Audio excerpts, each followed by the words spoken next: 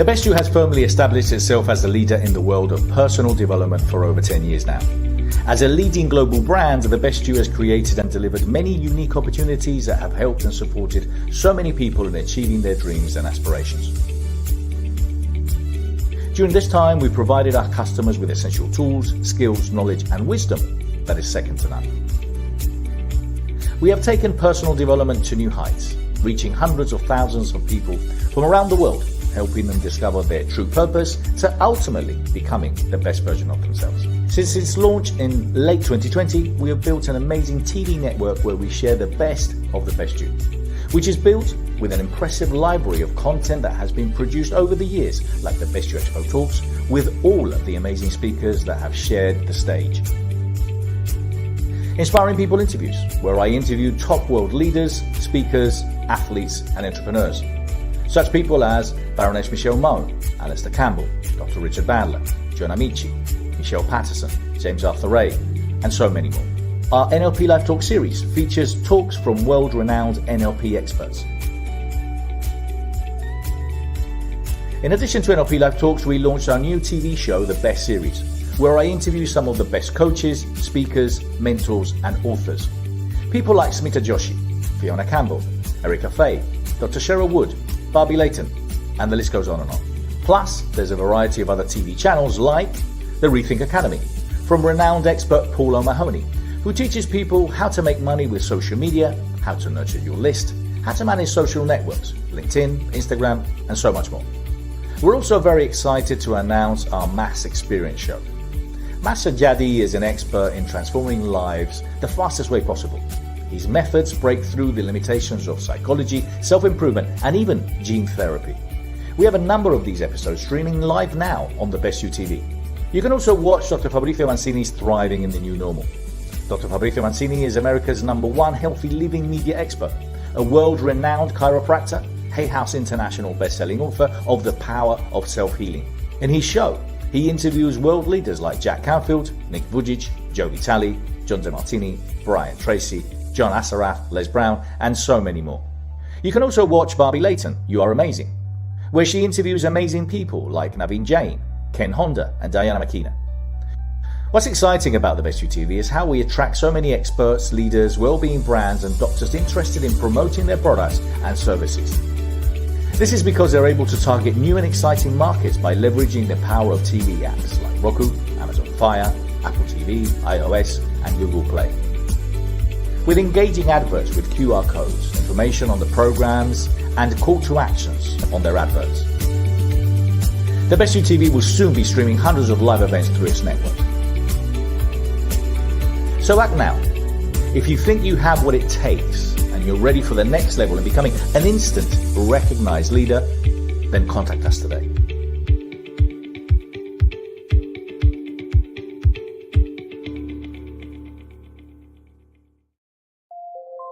The Inspiring People interview series is a collection of exclusive interviews sure to inspire and motivate you. I'm Bernardo Moya, the founder and Chief Inspirational Officer of The Best You.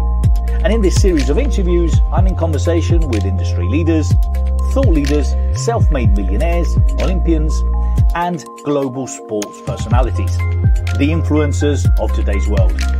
I find out about their start in life, their early days, their rise to success, and both the good and the bad times. We discuss their opinions on education, business, money, and just how to be happier. Join us to find out more about these fascinating and inspiring people.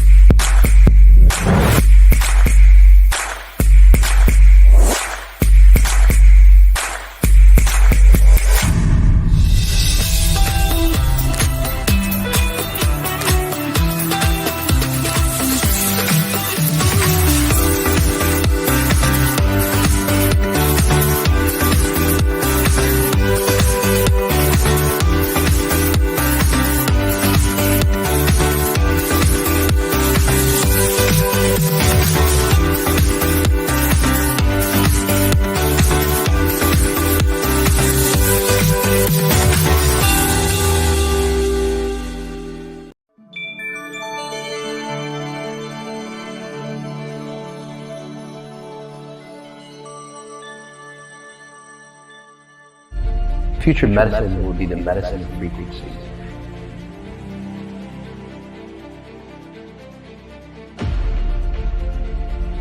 Well, the future is here. The future is now. It's one of the best opportunities in history to awaken and reclaim who you really are. Hi, I'm Sajady, and I help you manifest abundance and reach your full potential through what I call exponential intelligence. So hundreds of thousands have used exponential intelligence to live the life they deserve by ridding themselves of old patterns, blocks, and distortions faster than anything that's out there. XI leads the consciousness evolution by helping you transform yourself, your loved ones, your world.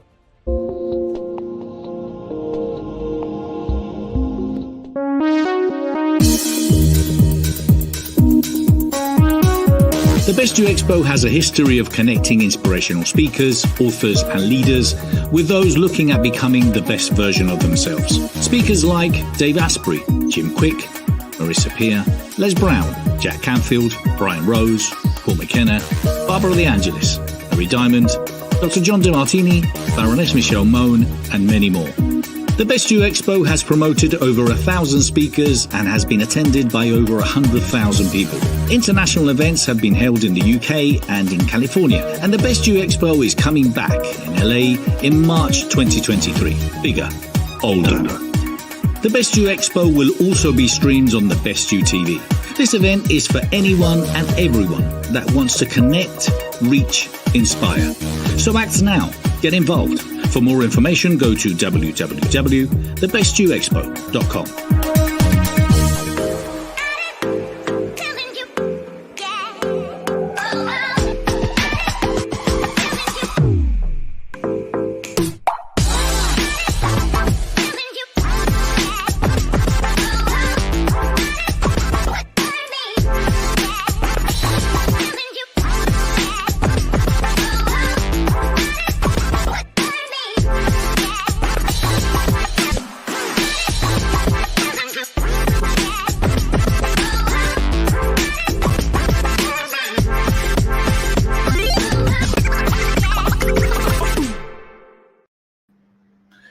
Hey, welcome everyone. Here we are finally at the Love event. And it's just a pleasure to be here. So excited. We put so much work, so much time, so much energy into this and so much love. So I'm really hoping and really excited. And I just hope that you have a lovely weekend and enjoy all the amazing things that we are bringing together to you. So listen, before anything else, I wanted just to set some house rules, kind of give you a little bit of insight of what the agenda looks like today. And listen, we're going to start. We've got so many great speakers, so many great people, so many great guests joining us. So look, first of all, we want you to enjoy. We want you to have fun. We want you to engage with everyone that's here because, you know, there's so many opportunities, so many speakers.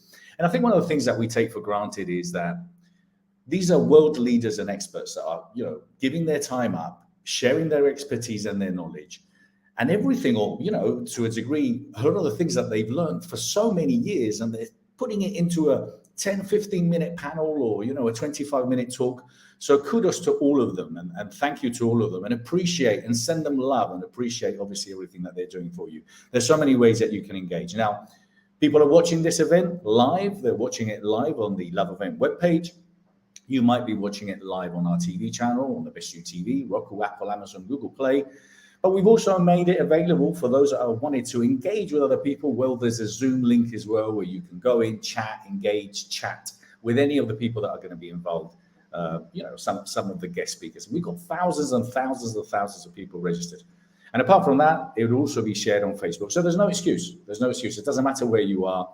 And what I am going to ask you, please, is just to obviously, you know, just give us the time, focus, enjoy.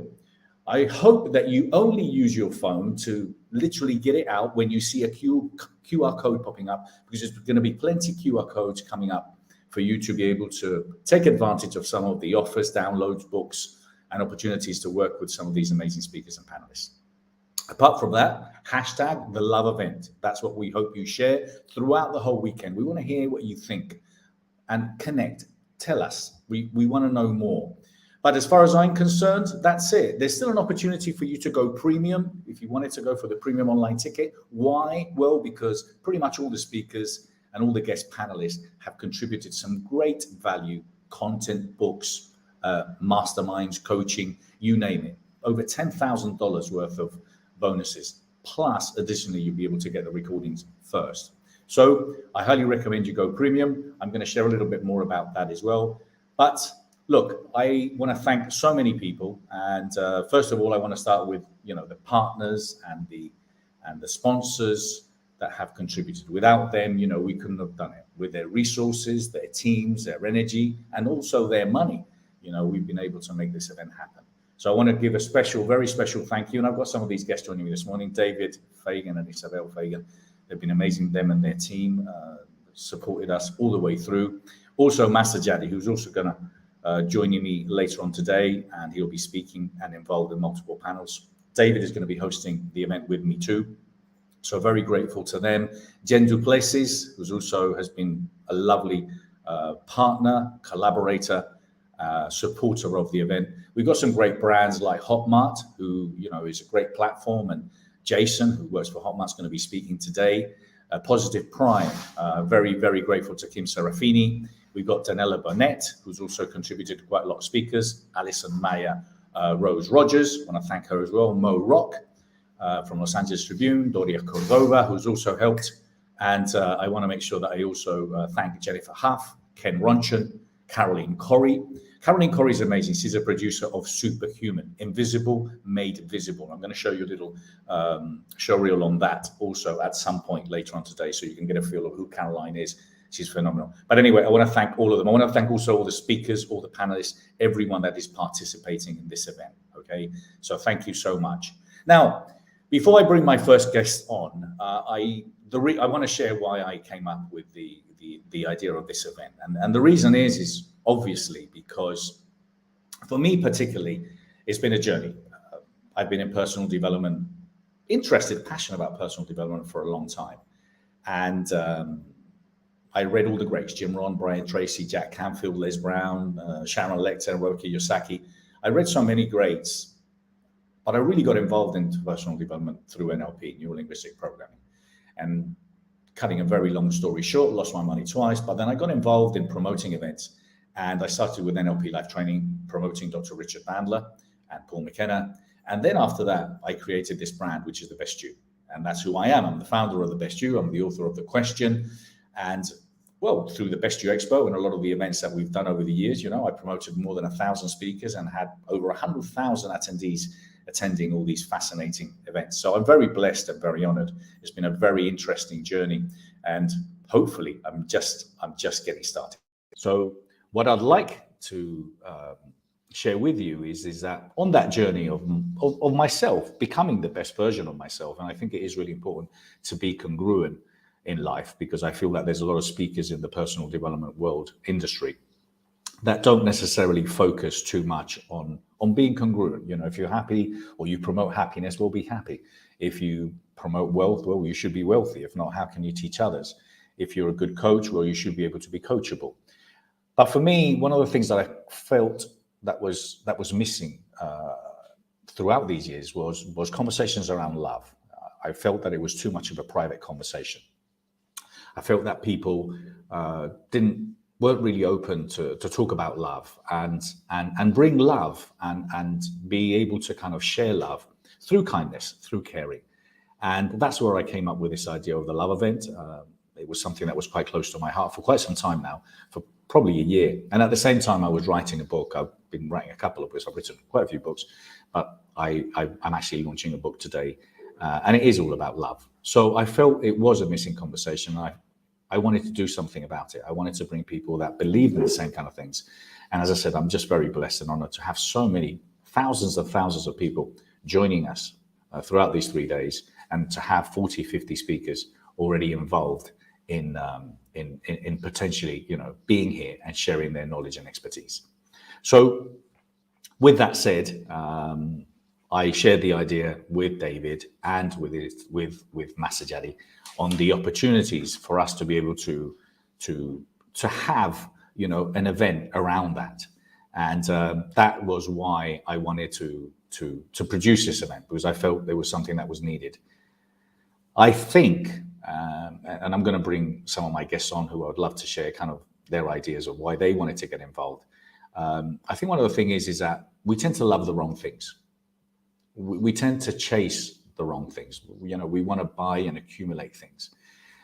And, there comes a point in life when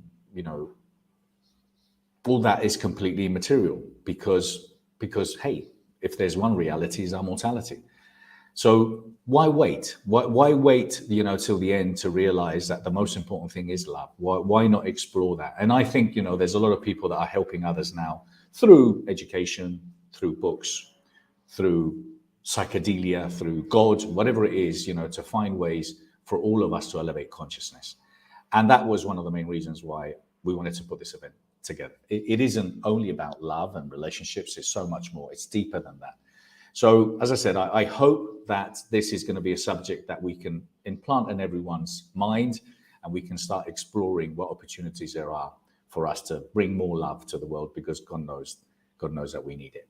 So, with no further ado, I want to start bringing some of my guests in, and the first one I would like to bring is David Fagan, who has been a great support for me all the way along. David? Hey. Hey, how are you? Good. Just playing around with lighting over here, Bernardo. Just playing around with lighting. Everybody can relate to that, right? Yeah. Well, listen, David, the thing is, what happens is you set it all up and then all of a sudden you sit down again. Oops, it's all gone. I didn't anticipate the sun rising. Every time I did this, I should have anticipated the sun rising on the West Coast. Well, David, let me just do a quick bio. David Fagan is a former CEO of Guerrilla Marketing, which has sold 23 million copies in 62 languages over the world. He's the former owner of LCO Communications, a Beverly Hills PR firm that has represented 58 Academy Award winners, 34 Grammy winners, and 43 New York Best Time Sellers. But he's an author, he's an entrepreneur, he's a promoter. David is, he's a master in words, obviously, and helps so many people in the media. We've got a lot of clients that we work with together. But David, I wanted to personally thank you for your support, for your help all the way along. It's been a blessing to have you contributing toward this special event. Thank you. I'm sure we'll talk about this more later, but I still remember the first conversation of you telling me the idea, and that was maybe a year and a half ago. So it's always fun to be in the moment and see everything come to life that was just once an idea. Well, listen, it was, and it's been I don't know. We've shared so many conversations about it, haven't we? About it's so needed, and they are real conversations. That's what's going to be happening here. Real conversations around kindness, caring, and consciousness. Why do you think something like this was? Why did it excite you to get involved? Why do you think it's so important? Well, not to do too much of the time machine here, but I think all of us at home, if you remember the way the world's been the last couple of years, and if you remember the way the world was, even just a year or two ago, in terms of riots, in terms of issues, in terms of, there were fights, and it was a tough time. The world was more divided than it ever had been. And it does feel a little bit better right now. But I remember you just coming to me, seeing things literally being set on fire around the world, and all the protests, and everybody kind of just talking about how everybody's different. And it was just a needed thing to say, hey, we do share some things. There are some ways that we are similar. Why don't we celebrate, the people that want to love and want to care? And, the world needs more kindness and caring and consciousness. And, you got to be the change you want to see in the world, Bernardo. And you've kind of been a leader in that. And, I more than tipped my hat to you. I opened my arms to you like, this is good. This is what we needed. And as we shared it, so many people wanted to be a part of it, which is why we had to really do it this way. We have people all around the world, watching this. Yeah, absolutely. And look, part of that brainstorming together with you and with some of the other, panelists and speakers, we started exploring what could we talk about? How could we include everyone so everyone feels included? So I simply want to go very quickly. I hope you've checked the agenda. Everyone that's watching this, check it Friday, Saturday, Sunday. It's a very dynamic event. It's going to be talks, 20, 25 minutes, some messages. We're going to be spotlighting some people. We're going to be talking about some books.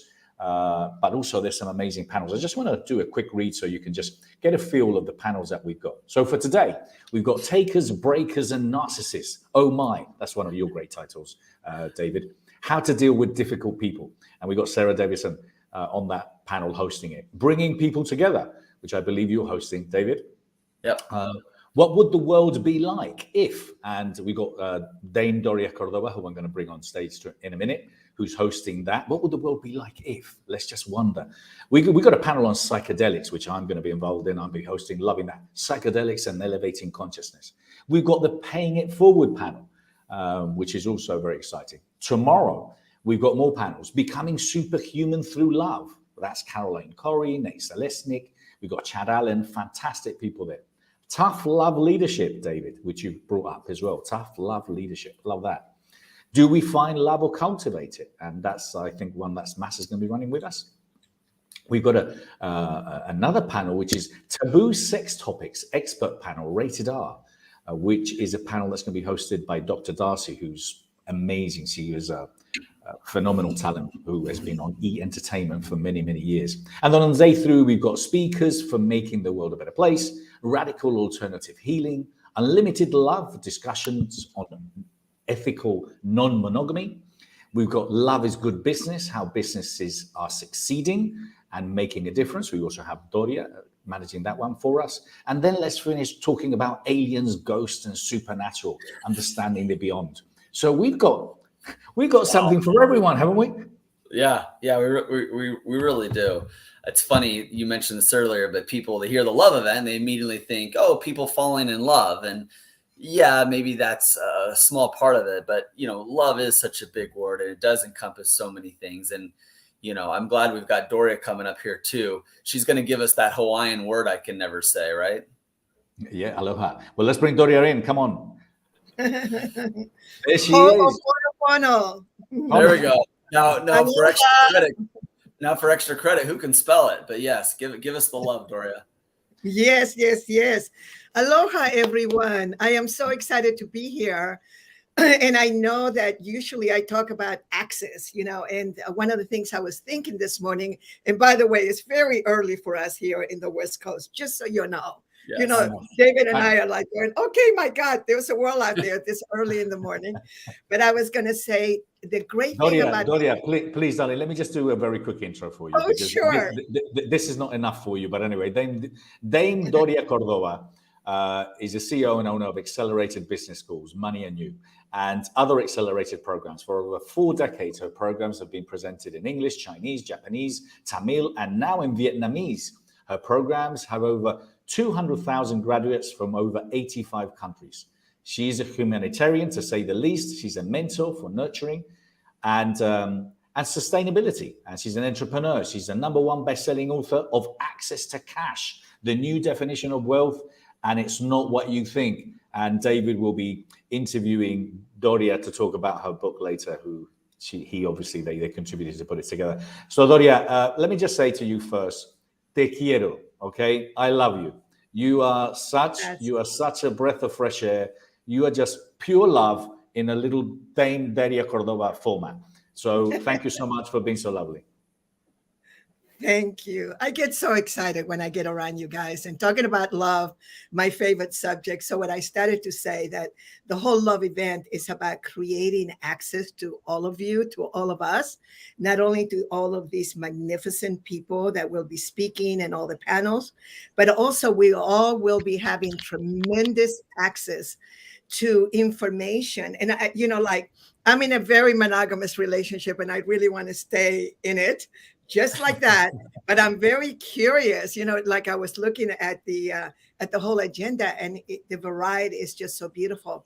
But the biggest thing is that most people do not realize that true wealth is having access to. So we're going to be meeting all these beautiful people. We're going to be listening to all of these amazing subjects. And I am really excited. And so many of the people are my friends. We're going to be having different panels. And more than anything else, just remember that even between now and, Sunday, you're going to be so much wealthier by participating and, and just communicating in whatever way you can and getting to know as many people as possible. Well, Doria, listen, I want to thank you very much. I want to bring Mass in because Mass has another event. Mass is just busy all the time. Doria, thank you so much. So we're going to be seeing you throughout the 3 days because we've got you working, we got you busy, and I'm very grateful for that, Doria. So thank you so much. Aloha. Aloha. Thank you, Doria. Thank you. Okay, so let's bring Mr. Sajady. Hey, guys. How are you? How are y'all? Man, seriously, let me just do a quick intro before I start complimenting you, okay? Because you just look too good. You look too good, Mass. Oh, thanks. So Mass, let me just say first of all that he's been a phenomenal friend, client all the way along. He's been involved, supported the Best You Expo, involved in the love event from day one. But Sajady is an expert in human transformation who, after 2 near-death experiences, came back alive to share wisdom and remarkable abilities and break through the limitations of psychology, willpower, and current self-improvement. He has amazing methods to change countless lives in a matter of minutes by helping people shift their core frequency level, resulting in drastic life transformation. But basically, it's magic what you do, Mass. You work with so many amazing people. Every time that you've been in a live event, you just bring this phenomenal amount of people working with you, wanting to work with you. So first of all, I wanted to thank you so much, Mass, for supporting us and being involved in the love event from day one. Oh, Bernardo, thank you so much. And it's just been a pleasure just knowing you all, the both of you on that. So it's just been fantastic. And, the purpose when you first came to me as starting a love event, it's like, we don't need more love. We just need more connection, communication, and how to do it right. And I think this event is how to do love right, not just, interrelation, personal love, but love for the world, love for the planet, and so on like that. So I'm excited to be here, be part of the group. Thanks. No, thank you, Mass. And well, we've got you. Well, apart from your talk, you're obviously involved in multiple panels. Yes. I know you and David have been working together. David, congratulations! Some great work with Mass and putting out all the media. I was just going to mention that. I think Doria got into this through me, and I met Moss through you, and this is part of that connection. But yeah, me and Moss have been traveling the world, and one quick comment. We're taking Moss to Nairobi, Kenya. So we've got universities there. So we're going to bring the love to Kenya. And Moss is going to be taking his talents to the university and the schools. We're doing a massive service project out there. So all of that happened. All of that love happened because of you, Bernardo. Yeah. Oh, well, listen, I'm grateful. Listen, it's amazing. I think one of the things that people really underestimate with these events, obviously live, virtual, whatever they are, is the connections that come from these opportunities. By sharing the stage, by Matt, I met Mass through someone else, and so on. But kind of we just get stronger. We get better and stronger together, and coming together.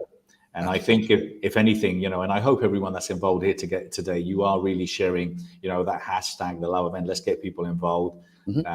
And bring these real conversations, to as many people as we can around the world. Absolutely.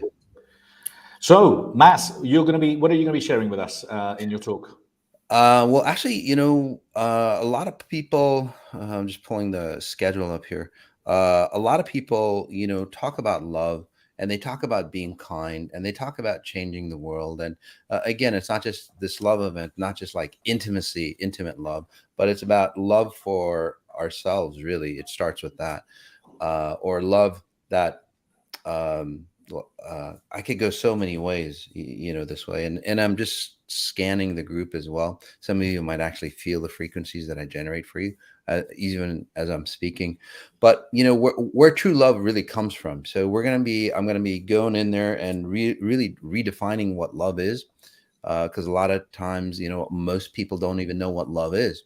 Say like you've been from a family that's been, abusive, and you've connected that connection with love to abuse. So, or you got, and I say that because a lot of people on the call or on live kind of have that connection of, say, just a love that isn't well defined. Love means sacrifice for you. Love means I have to sacrifice myself to love somebody. I have to sacrifice myself for my kids. I have to sacrifice myself to save the planet, or I have to sacrifice myself to go help others and be a good person and all that stuff. And then we think that's love. And then we think God even loves us, however you define love. But, that's not the way it is. That's not the way it works. That's not the way nature works. So I'm just going to bring back the science on what really love is and just give you a first principle definition on what love is. That top level definition that we're all really seeking. So we just don't keep throwing love around. It's kind of like looking for rocks. We're looking for something and it's like, is this love? And it's like, shit, no. We go through a bad experience and then we throw it, over. That ain't it. And then it's like, is this love? And it's like, no, that ain't it. And it's like, well, what is love? And some of you have actually given up on love, by the way. So just bringing back the real definition on what love is, and then you'll go, oh, that's what I'm looking for. So I've got a couple talks coming up, and that's what I was looking at. David's going to be with me, right? The Science of Igniting Love. And that's not just about personal relationships.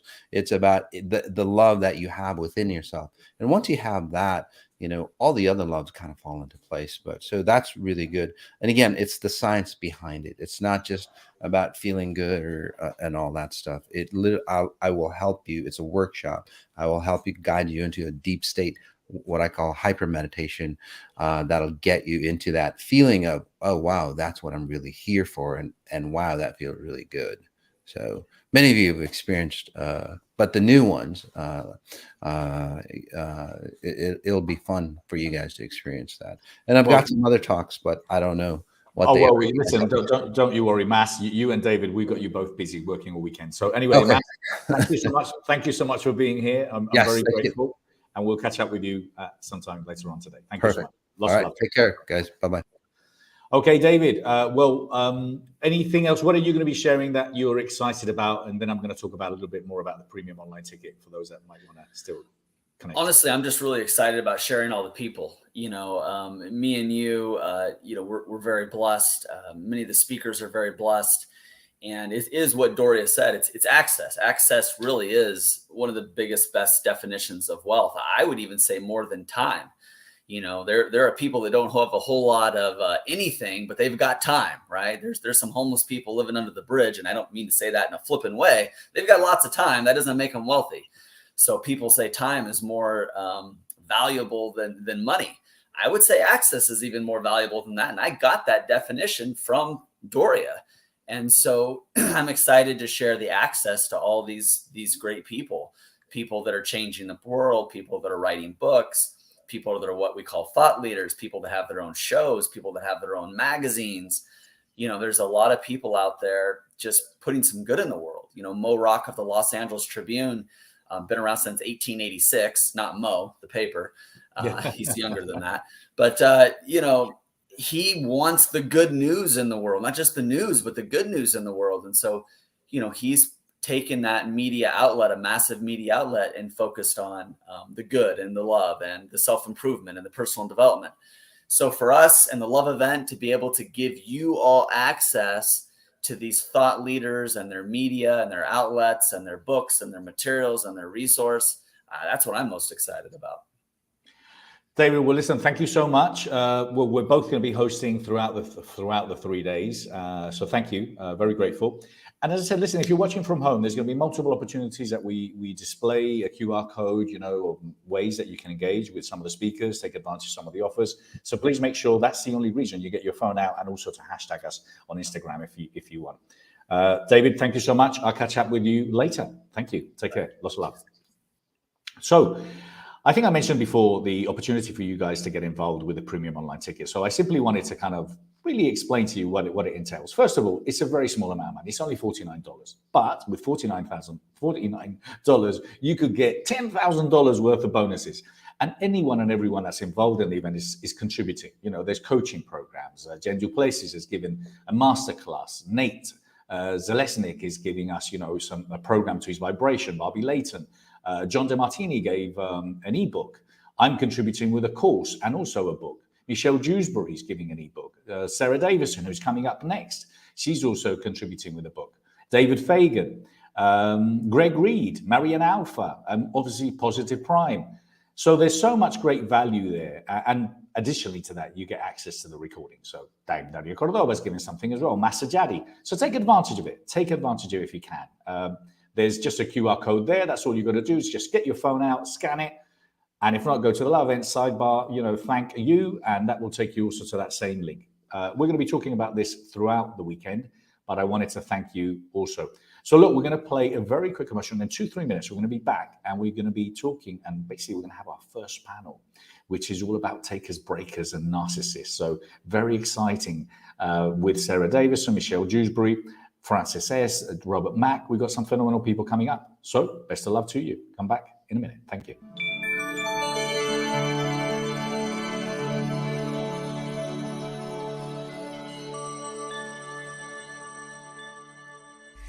The Best You TV, a TV channel with only the best business leaders and influencers ready to help you rise to the top.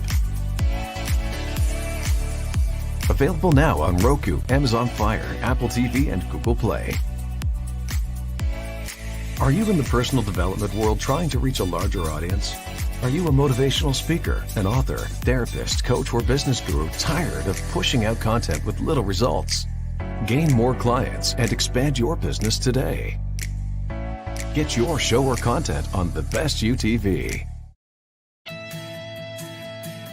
Hi, it's Barbie Layton, and I'm so excited about my brand new show, You Are Amazing, coming on Best You TV, where I interview world thought leaders such as Naveen Jain, Ken Honda, and I have a lineup of amazing people that you're going to be so blown away by, where they talk about how they are living their best lives. Can't wait to see you there.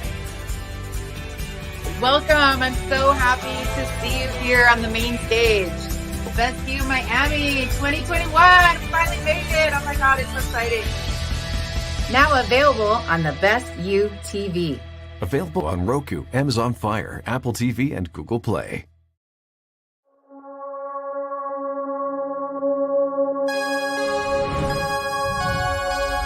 I'm Vivian Guzman. Life hasn't always been easy. I have felt alone, displaced, like an outsider.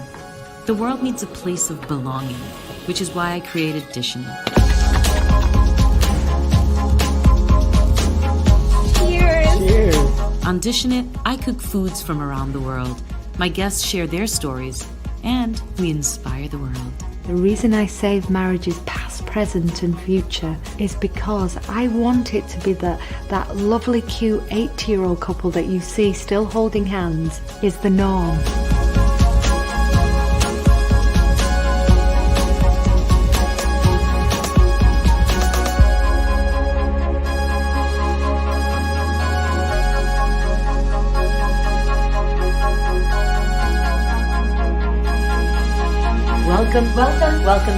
Welcome to Dishing It.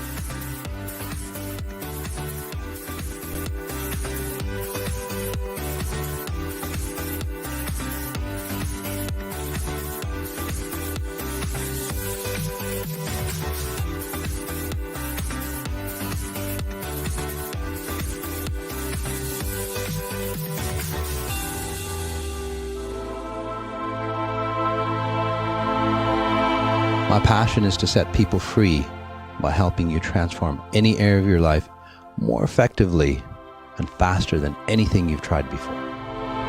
I do this by unique abilities gifted to me through 2 near-death experiences that allow me to help you change your frequency, changing your life. But there's hundreds of thousands of people that are already living this way. It's been a proven method, and now I'm going to share it with you. So I'll see you on the Moss Experience.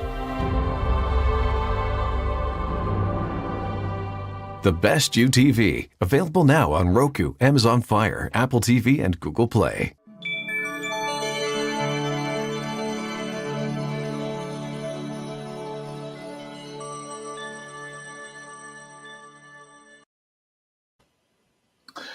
Hey, here we are. Welcome back. And yes, well, listen, we're just getting started. We're just getting started. So this is a very exciting panel we've got ready for you, and I'm going to bring in a moment Sara Davison, who's a very, very close friend of mine from London. But apart from that, what I wanted to say from the beginning this morning is to all the Brits, to everyone in the UK, everyone English. Well, I'm sure you've heard that Queen Elizabeth passed away yesterday, and I just wanted to, well, basically say that it's obviously a tremendous loss. And I know that the country is mourning in a great way. And well, just rest in peace, and best wishes to the royal family. She's been absolutely a beacon of peace, stability for so many years. So rest in peace. Thank you so much. Now, this panel is one of the most exciting ones we've got. We've got quite a lot of them, but this one is called Takers, Breakers, and Narcissists Oh My, How to Deal with Difficult People. Now, Sara, she's got a lot of experience with this.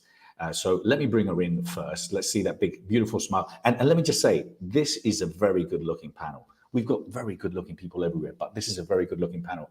I'm just joking. People say, no, I don't. I love everyone. It doesn't matter. Sara, how are you? I'm great. It's so good to see you. Mwah. And hi to everybody watching. Oh, thank you so much for being here, darling. So you are amazing. I've just been looking at all the work you've been doing in the media all over the UK. You were in Miami recently. Sara Davison is best known as a divorce coach. She's created a revolutionary new ways to cope with breakups and divorce. She's combined her coaching skills with her own personal divorce experience to create a unique program to help anyone battling a breakup. Sara is a best-selling author on coupling, how to survive and thrive after breakup and divorce, and is a media commentator around the world on this topic. So thank you so much for being here today. Oh, thanks for inviting me. It's always a pleasure to be on with you, Bernardo. I've known you for, well, if I say it sounds like too many years. It's like 28 years or something crazy. So yeah, it's really good to be on with you, Han. Well, congratulations with all your great work. And well, the floor is yours. So I'm going to let you introduce each of the guests one at a time, and you can do a little bio. But thank you so much for hosting this panel for us. The floor is yours. Thank you, Sara. Thank you. Thanks, Bernardo. And just thank you for all the good work you're doing and for putting this amazing event on today. I mean, it's amazing. So really, thanks for watching, guys. This is going to be a great section because these people we have, my guests today, are really world leaders in their field. They really are.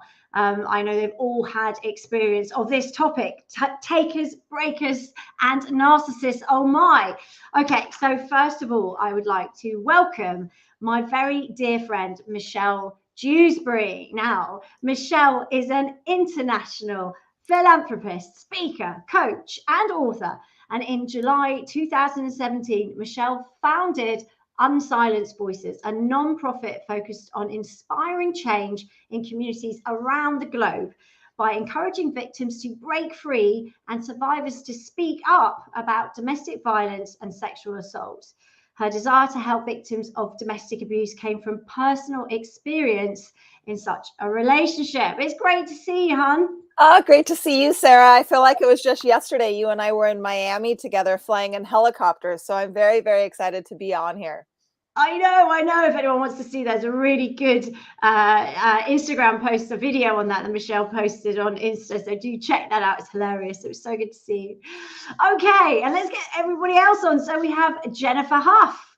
Welcome, Jennifer. Jennifer is the #1 international best-selling author in 8 countries of the book Unstuck, The Physics of Getting Out of Your Own Way, a speaker and CEO of the Wide Awakening. She has the gift of holographic vision to bridge the gap between science and spirituality. This allows her to see what is in your way so you can fully love your life and get unstuck. So I'm hoping Jennifer is there to bring on, but I'm sure she will join us in a second. Oh, you're on mute, Bernardo. I can't hear you. So sorry, I was just saying that I'm not Jennifer, but Jennifer will be joining us in a minute. We've got Robert, Mack, and we've got Francis here. So if you want to, shall we bring Robert in and then? Yes, let's bring Rob in. Okay, so Robert Mack, or Rob to his mates like we are. Hi, Rob, honey. Rob is an Ivy League educated positive psychology expert, celebrity happiness coach, executive coach, and author.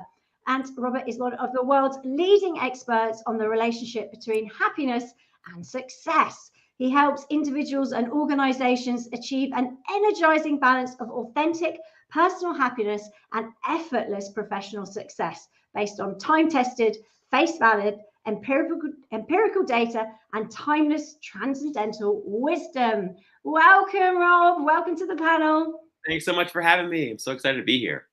Oh, yeah. We're excited to have you, Rob. Okay, and Frances is waiting in the wings as well. So let me welcome her on. Frances writes poetry and non-fiction on health, healing, scripture, prophecy, stress, hurt, pain, and well-being. Frances is a former therapist and explores the boundaries of love and fear in search of the resolve of abuses causing stress, trauma, grief, sickness, and pain. Welcome, Frances. Hi. Hello, lovely to be with you. Yeah, it's great to have you on. So hopefully Jennifer will join us in a moment. I'm sure Bernardo will just pop her up on the screen when she's ready. But guys, this is a topic very close to my own heart as a survivor of a toxic relationship. So takers, breakers, and narcissists, oh my, how to deal with difficult people. Well, first of all, Michelle, maybe let's come to you. Maybe let's start by defining what we mean by difficult people in this situation. Difficult people, yes. Sometimes difficult people can crawl under your skin, right? So it's people who interrogate you, put you down, call you names. Oftentimes they hit below the belt. And what I mean by that is they use vulgar language, they demean you. So difficult people can be a wide array of different people. We're not talking about just a person at the grocery store in line that you just can't stand. We're talking about somebody that you are intimate with, or that you love, or that you have spent a lot of quality time with, who may be a difficult person, who may be hurting you emotionally and or physically. Yeah, and this can happen to everyone, right? It's not just, certain types of people, certain groups of people. This is quite widespread. In fact, maybe more widespread than we even think. Yeah, for sure. I mean, I think most of us experience some disturbance in our peace as a result of what we think is other people, for sure. All of us have triggers. All of us find ourselves triggered at times, and usually by virtue of some interaction we've had with someone in our lives. Yeah, absolutely. And Frances, how do you define difficult people in the kind of work that you do? Oh, difficult people. Well, I think toxicity within the body and the mind is a huge problem. And so I like to share through my poems, and I've got a quick poem just showing how toxicity within the body. It's called Battered, and I'm looking at how the meridians that relate to the liver and the kidneys, and that relate to the muscles in the biceps, the triceps, and the rhomboids in the back, and how those energy flows are affected and can result in violence. So this would be from alcohol, excess alcohol. So, oh no, he's had to, and it can be he or she, but often it's a he. Oh no, he's had too much to drink again. The flashade fades and the dragon flares and sees red. The kidneys try to cool and keep the balance. An ignored call for hydration, a need for water to dampen the fire within. The liver fails to cope. The spleen sends out its army of defenses to fight and protect. The shoulders raise as the chest concaves. The triceps draw back, ready to attack. The biceps flex, then he'll vex, and leave sometimes in tatters the one who matters. Ooh, that's powerful. I love that. Well done. Love it. I think that you raised such a good point there, right? That, abuse can be, well, so many different types. So, obviously verbal or physical, sexual, financial, emotional, controlling. Coercive control now is illegal in the UK. Has been for a while, but it's not illegal everywhere by a long shot. And also it's very hard to identify that. But, it happens to us, but it also gets stored in the body, doesn't it? So that trauma resides in the body. So quite often, we'll see other symptoms of abuse, won't we, Michelle? Tell us a little bit about how that can show up for people, because sometimes people don't even know they're in an abusive relationship, right? Yeah, oftentimes I deal with clients who have adverse childhood experiences, which is ACEs, and you can find your ACE score online. And those experiences can be autoimmune disorders, chronic fatigue, diseases, even overeating or anxiety and stress and depression. All of those things are a result of abuses that we've experienced throughout our life. So it's so important to feel through the pain, to talk about what it is that we've gone through, not to just brush it off. Because Sara, like you were saying, our body does hold on to some of these abuses. And even though our mind wants to let it go, our body will still grasp onto that. Yeah, I mean, you're such wise words. I see so many clients who are sort of going through the process of healing and talking about it and maybe getting some support sort of to talk it through. But actually some of those holistic therapies, so cranial sacral therapy, osteopathy, tapping, energy healing, there's so many different things that can help, because that it can often trigger PTSD. I know that I suffer from PTSD from trauma from a relationship. So actually finding ways to actually help yourself through that is really, really important. So I know that I work with a lot of therapists. I know Michelle does as well. So if anyone out there is really struggling with that, it's an important other side to look at. I mean, bringing this back, Rob, I mean, a lot of people, as I said before, won't see or even know, will they, that they are in an abusive relationship. And so to other people outside going, well, how did you not know? And why didn't you just leave? These are questions that we see all the time, right? Yeah, for sure. It's such a difficult question, and I just love what Michelle said earlier. I think the challenge is, look, it's easy to get lost, I think, in jargon sometimes, and we can get lost in trying to define what something is. Is it abusive? Is it not abusive? And I think there are great criteria online for that. That being said, if you find yourself consistently disturbed relative to your peace, or you find that a situation or relationship is consistently seems to be eroding your self-worth or your self-value, or that you find that your joy isn't what it used to be, and you may be slipping into dysphoria or depression, it's certainly something that you want to explore, and you want to begin at least to learn to intervene on your own behalf, and maybe seek out the help of professionals without question. But it's all worth investigating, exploring, even if it doesn't necessarily qualify as an abusive relationship, because there's an opportunity for healing there. Oh, such wise words. And I love that. If it disturbs the relationship relative to your peace, because inner peace, I think, until you've been in a toxic relationship, maybe you don't value that as much as some of us that have been. But I know there was a lady over here called Nigella Lawson. She's well known over here. She's a celebrity chef. And she talked about having an intimate terrorist. And that was another word that actually really resonated with so many people who have experienced that kind of abuse, because it is almost like having your own little terrorist in your head constantly jibing at you, which, as you said, Rob, it really does disturb your peace and your balance as well, which I think is key. So such wise words. Jennifer, welcome to the panel. So good you could join us. It's nice to see you. I have introduced you to the audience already, but maybe tell us a little bit about how you work with clients suffering from abuse. You're on mute, Jennifer. Just unmute yourself.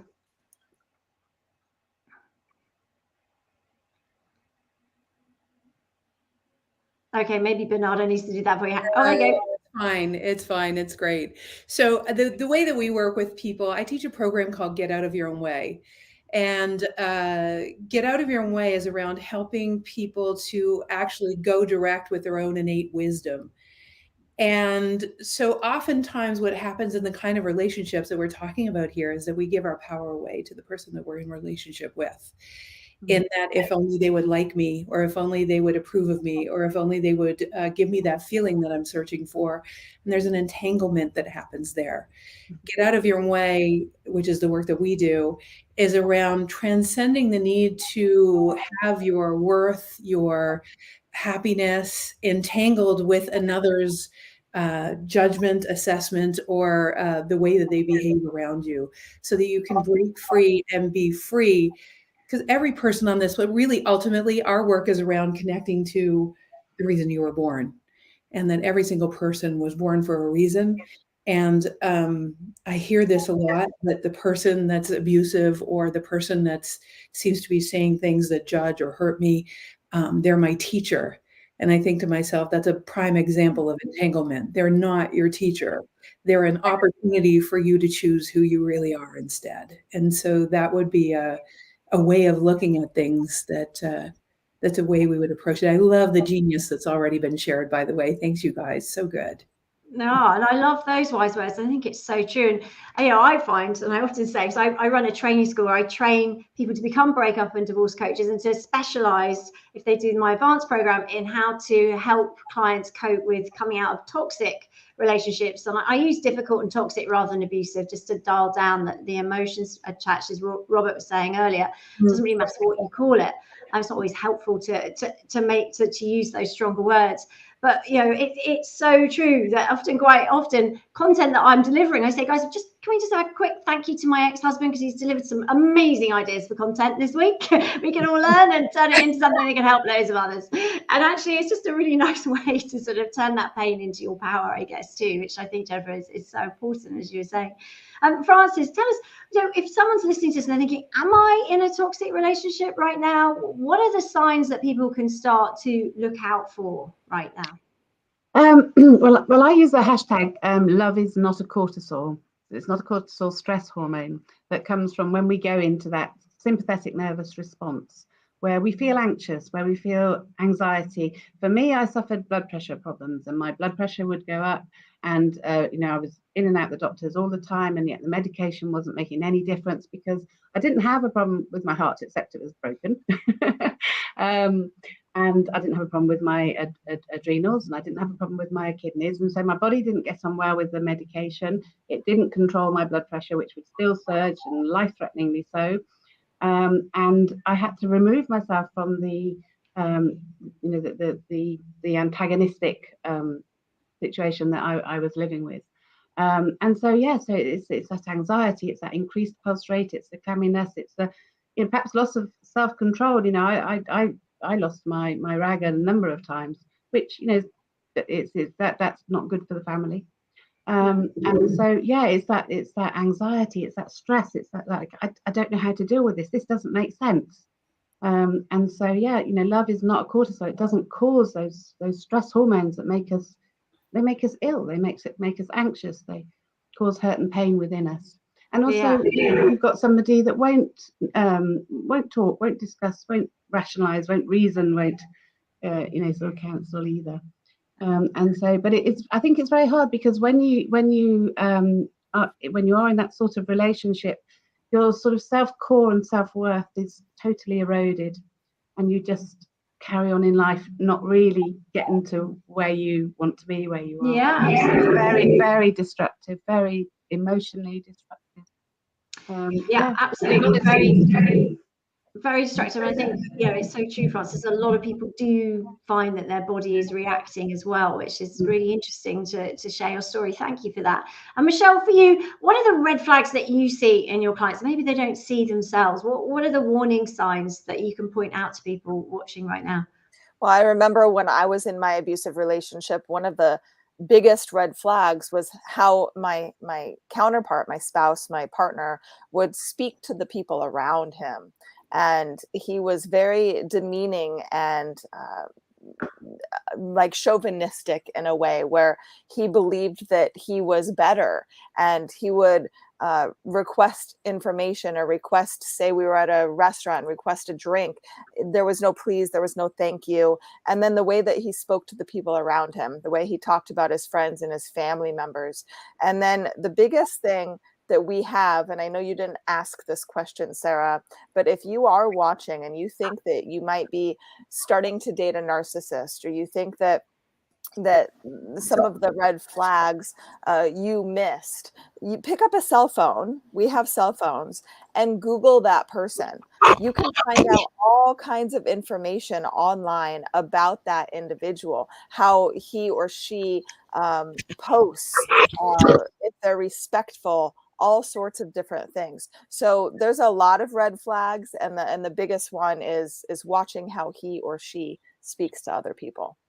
Yeah, such good advice. And you can tell a lot about people, can't you, by the way they treat people around them, for sure. And Robert, if people are listening to this, like we've sort of explained a bit about what it is and how it shows up and what it can do to us, but how do we actually deal with it? You know, are we stuck with this? Because quite often the post-separation abuse, even if you're out of the relationship, is bad. It's even worse sometimes than when you're in the relationship. So what's your advice for dealing with difficult people? Yeah, it's such a great question. I would say that for those, especially that have personality disorders, particularly narcissism, borderline, sociopathy, any of those things, you certainly want to make yourself more scarce. You know, expecting or hoping to change the person generally doesn't work and doesn't go well. And so you want to make yourself as scarce as possible. You know, even the fantastic clinicians I know often will refer out folks that are extraordinarily difficult, right? So that even psychologists and therapists who are experts at dealing with difficult people often don't want to deal with them and find that it's not helpful and it's not worth the money to deal with them. So I'd say that's number one. Two is to probably practice when it's easy, meaning practice self-soothing skills, emotional regulation, being cognitively agile. You want to practice those things when it's easy, when you're not face-to-face with someone who's extraordinarily difficult. You know, when you're alone, when you're by yourself, when you're feeling safe and secure, that's the best time to practice peace and practice emotional regulation. And then third, you know, if and when you have to deal with difficult people, you want to do everything humanly possible to keep those interactions short and sweet. So get in and get out. And while you're in, do everything you can to simply listen, summarize back what you've heard them say without judgment, and then validate, normalize, and empathize. I know it's saying a lot, it's a mouthful, but essentially you're trying not to feed or fuel their fire. So I'd say those are my top tips and recommendations for folks. Oh my goodness, there's such good tips, Robert. And we could go into each of those for probably half an hour on each one, because I mean, there's so much within each of those three. But I just give us a really quick tip on self-soothing, because that sounds like something people can implement almost straight away. Yeah, so it's just the easy way to say it is create a list of things that make you or allow you to feel at peace and at ease with very little time, energy, or effort. Okay, so for me, it might be in the beginning, it was probably exercise. It was probably spending time in nature. It was probably spending time with loving, supportive people who made me feel safe. And then over time, it became things like a micro meditation, which is just breathing or taking one breath where you breathe in through the nose, out through the mouth, you breathe from the stomach, and you let all your thoughts go. And you simply try to enjoy the breath. But the idea is you just want to get in touch with the low-hanging fruit first. So what are those things or activities or people or places that allow you to feel soothed and ease and peace most easily and effortlessly? And then as time goes on, you can sort of learn to sort of add to the toolkit that you have, so to speak. That's not the most technical way of describing it, but I'd say that's a good place for people to start. Yeah, I'm feeling more relaxed even just listening to you talk about that. So that must be powerful. Thank you for that. Great advice. Jennifer, what's your advice about how to deal with these difficult people? Where I would begin with that, can you guys hear me okay? Yeah. I just changed my mic.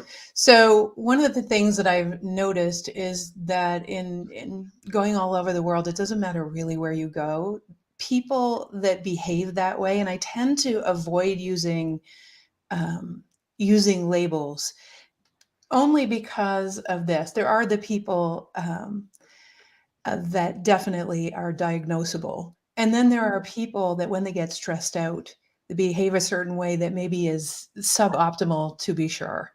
And when they behave suboptimally, and honestly, I would say that's the majority of the people in the world. When we're really, really stressed out, we can behave in ways that aren't the ways that we're used to behaving.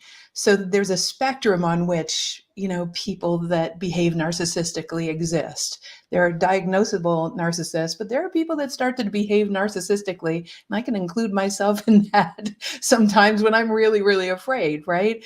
So, so remember to put all of this on a spectrum. That would be one thing I would say. The second thing I would say is, whether you're diagnosed as a narcissist or someone who's abusive, or whether you're someone that only does it when you're stressed, that behavior usually gets triggered at a certain age. So I call that, the age of the affect. So it's like that age where you stop developing and you're still behaving at that age.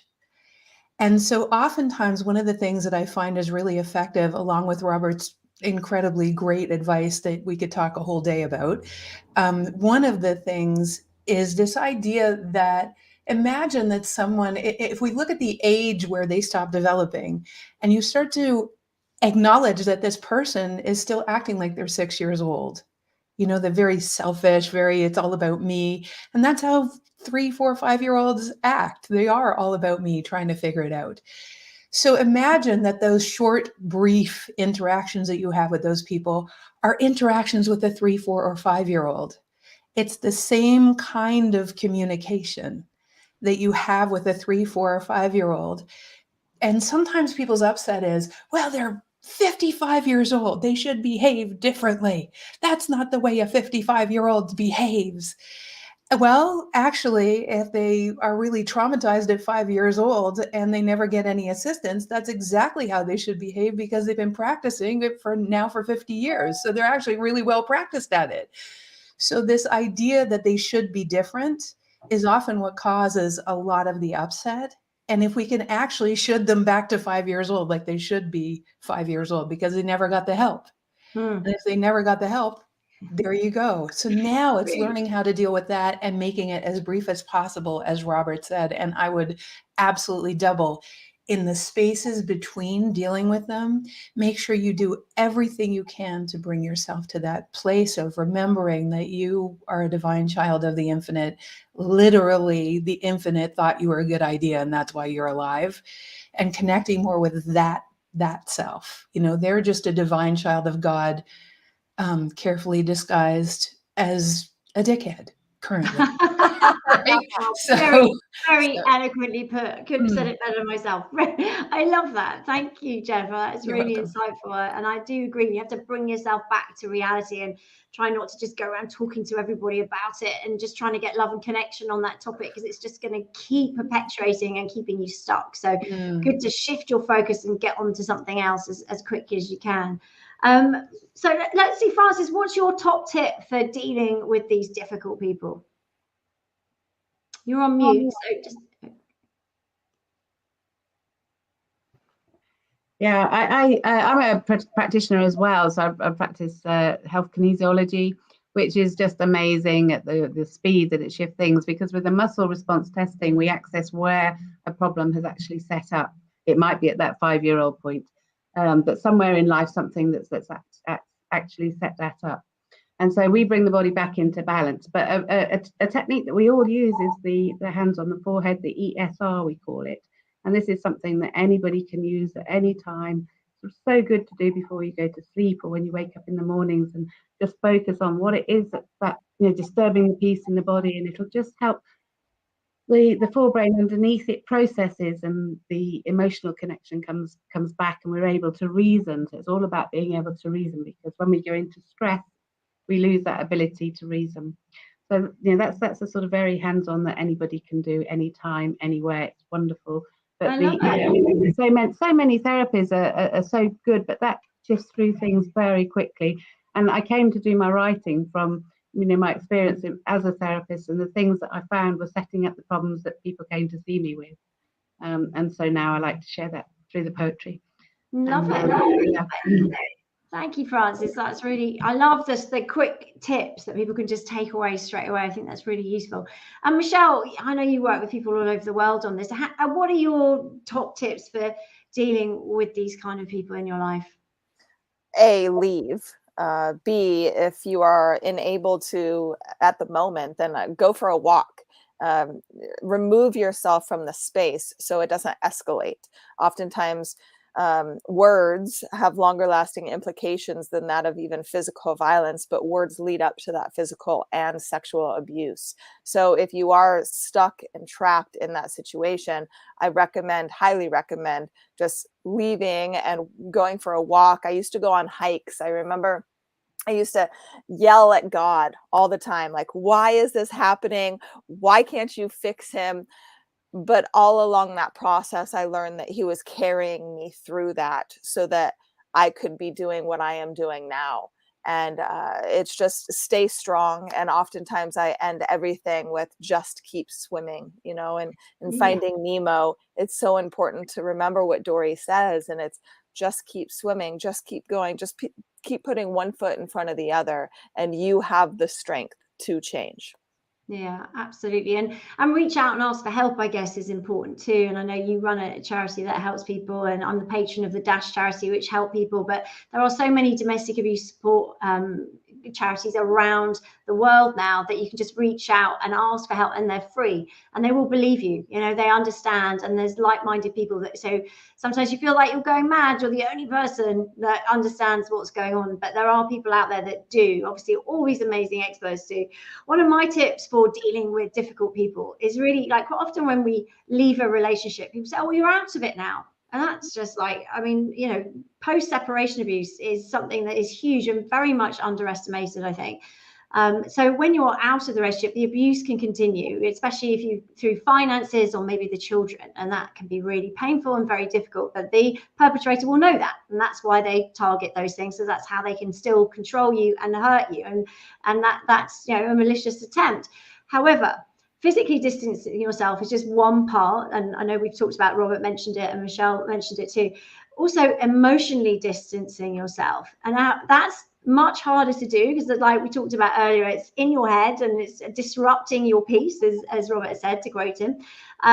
But one of the ways that I work with clients is understanding, having a gameplay checklist of the perpetrator, because they are textbook. They're not unique. Their behaviors always follow a pattern. So there's a list of things they will do, like lying, manipulating, gaslighting, belittling, isolating, blaming, mirroring, which means accusing you of doing things that they're actually doing. There's a whole long list. So with my clients, I give them a checklist and I say, right, next time something happens that sent you off down a rabbit hole or confused or upset you, tick off what it is on the list that you're seeing, which behavior. Because by doing that, not only are you taking out and dialing down the intensity of that negative connection, but you're also learning. You're learning to spot the signs, which hopefully puts a safety net under you so that you're not going to repeat this again. So again, that's quite a useful technique to use to just spot the signs, tick it off, don't get emotionally engaged, and then hopefully you'll learn and bank the lessons. So, we've only got about 4 minutes left. So it means a minute each, guys, just to go around and, well, not even that, maybe Bernardo's coming, but I just wanted to say, what's your one nugget of advice in like one sentence that you would give, Michelle? Well, I think I already said it, just keep swimming. And I think it's important to do so. And if I may, if you guys need help right now, you can visit unsilencemyvoice.com and we can get that info to you immediately. Oh, great. Thank you, Michelle. Robert? Yeah, I'd say don't personalize. It's so difficult to not personalize. So easy to say and recommend not personalizing. But at the end of the day, there's, when people are hysterical, it's historical, right? So whatever it is that you see showing up in their hysteria, you don't have to buy into, although if you do, it's just fine as well. But it's usually the result of past programming, conditioning, lots of trauma, big T trauma, little T trauma.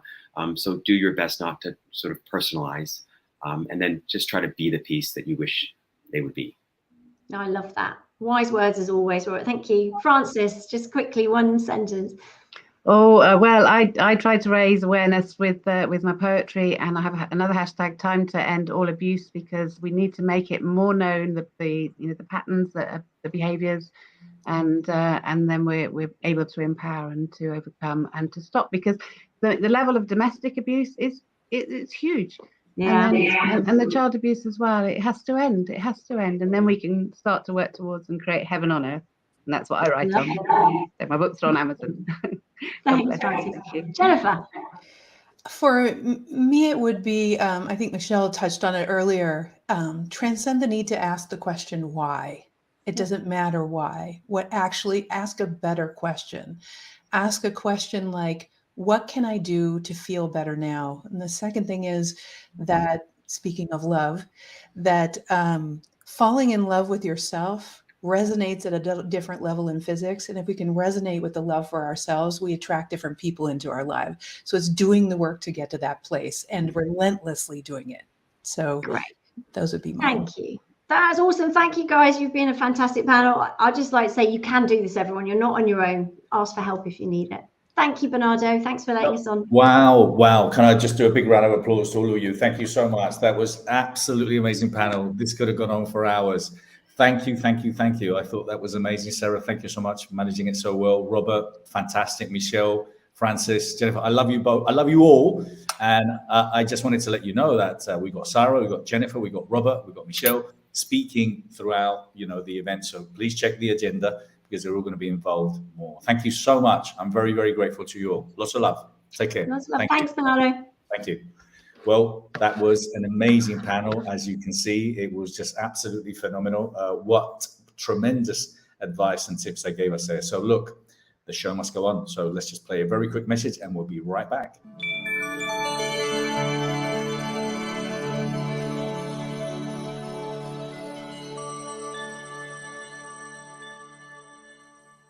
Are you a speaker? Are you an author? Are you an expert?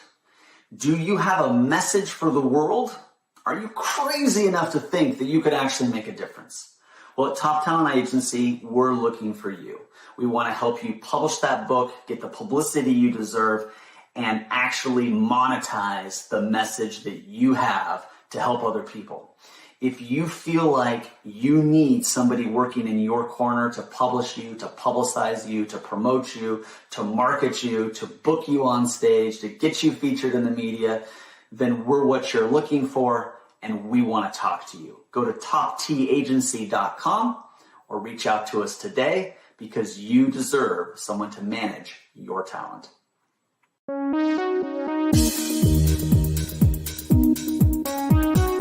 The Best You Expo has a history of connecting inspirational speakers, authors, and leaders with those looking at becoming the best version of themselves. Speakers like Dave Asprey, Jim Quick, Marissa Peer, Les Brown, Jack Canfield, Brian Rose, Paul McKenna, Barbara De Angelis, Harry Diamond, Dr. John DeMartini, Baroness Michelle Moan, and many more.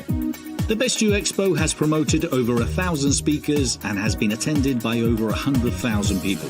International events have been held in the UK and in California, and the Best You Expo is coming back in LA in March 2023. Bigger, older.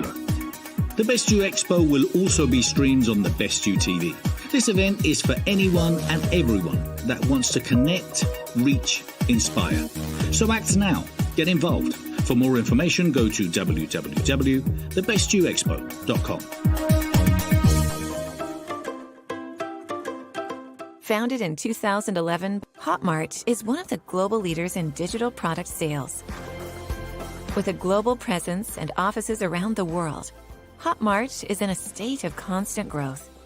Our mission has already helped thousands of people build online businesses and thousands of buyers learn something new, achieving personal and professional development.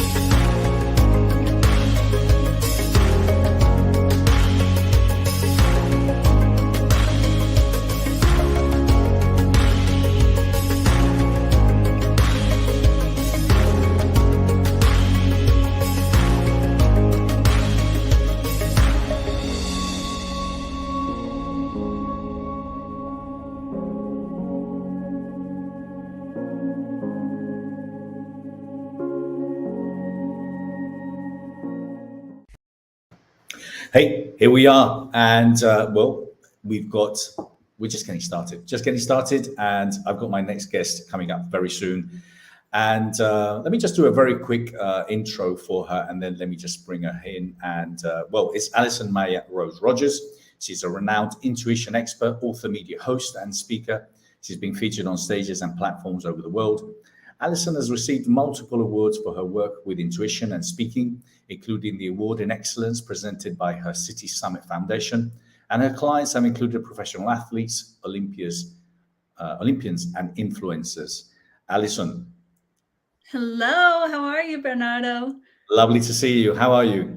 I'm so great. Great to see you. This is so fantastic. And I just want to begin by saying thank you so much for creating this event and bringing this message of love to the world. It's so needed right now. And I love seeing you. So thank you. Thank you so much, Allison. And thank you so much for contributing in such a great way. You've brought so many great people to the event. And I think I gave you some kudos this morning already, thanking you, because you brought, well, some phenomenal people for some great panels. And I know you're involved in multiple panels as well. We've got one about psychedelics later on today.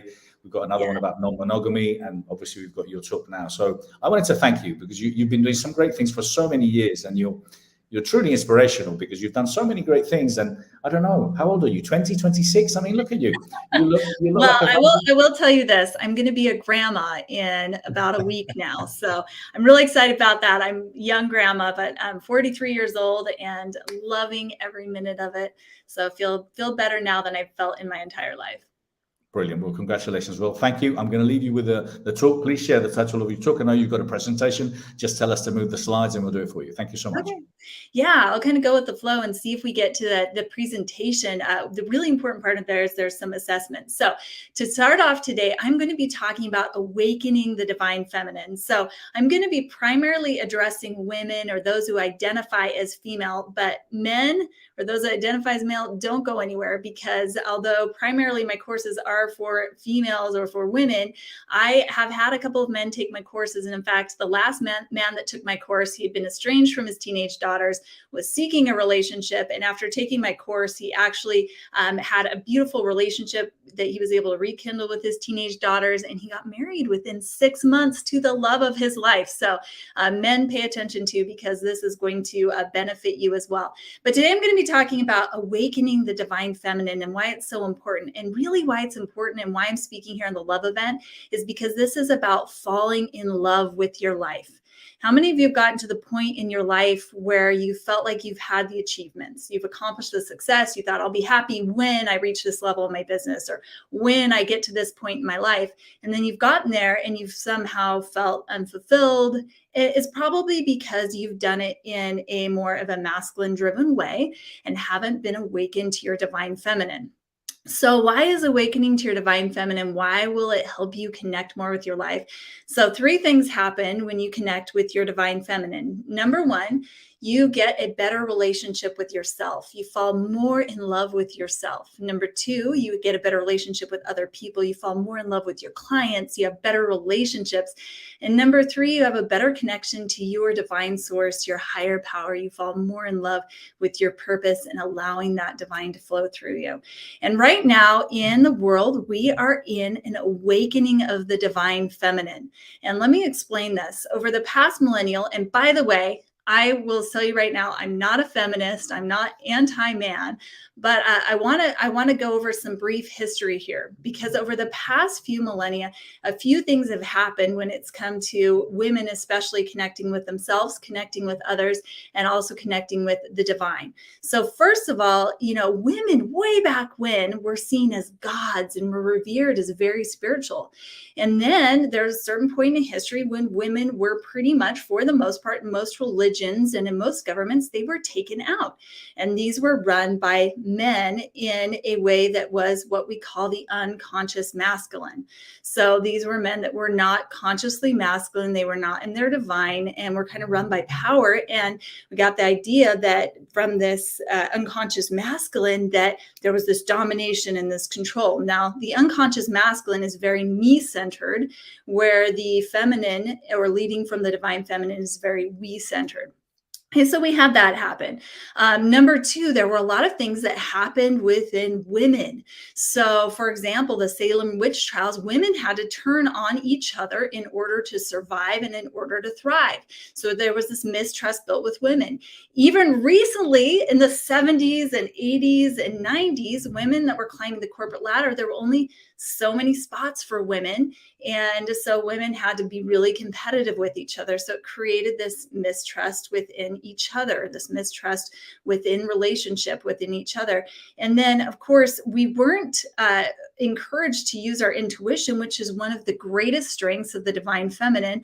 Over the past years, we were encouraged to rely on our logical thinking and our brains. So for all of these reasons, we really shut down the divine feminine over the past few millennia. But something really interesting happened in 2012.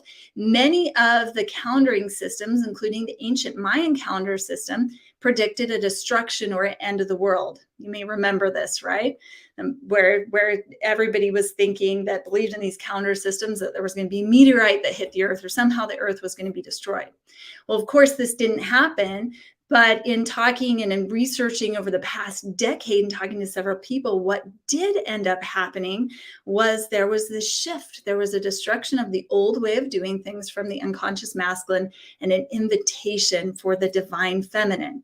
And along with that, many, especially women, are being called to step more into their divine feminine, are being called to lead from an attraction energy, and being able to lead from a space of abundance. So as these women have done this, and as I've worked with women over the past few years, I've seen them step more fully into this abundant mentality, into being able to lead from an attraction energy where they love their life and are able to manifest and accomplish the things that they want in their lives.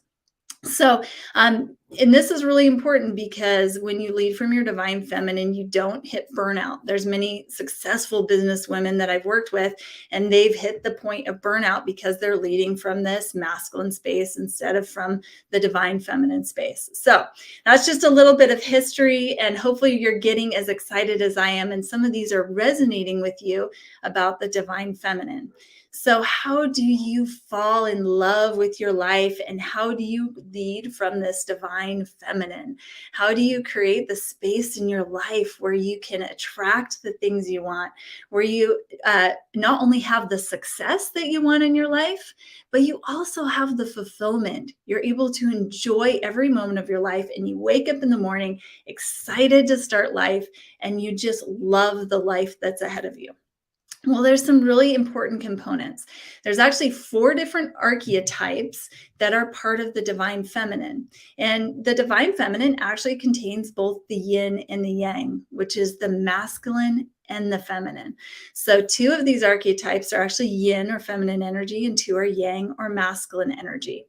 And one of the biggest problems I see, especially within women, is they end up going way too much into their masculine energy, and they're leading and they're forcing and they're making things happen and they're reaching burnout. And then they swing way over into the feminine energy and they quit producing results, and they become weak and helpless and confused and afraid to move forward. And really, there is a balance in the middle where you have the masculine and the feminine working for you.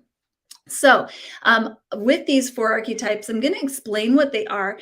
And then I think we have time. We'll do a brief assessment. Now, I want you to take the assessment. It's going to be super brief. And I'll give you a way to be able to go over the assessment with me to find out what it means for you. So we're going to do an assessment with these 4 different energy types. The first one is the healer. So this is the first energy type of the divine feminine.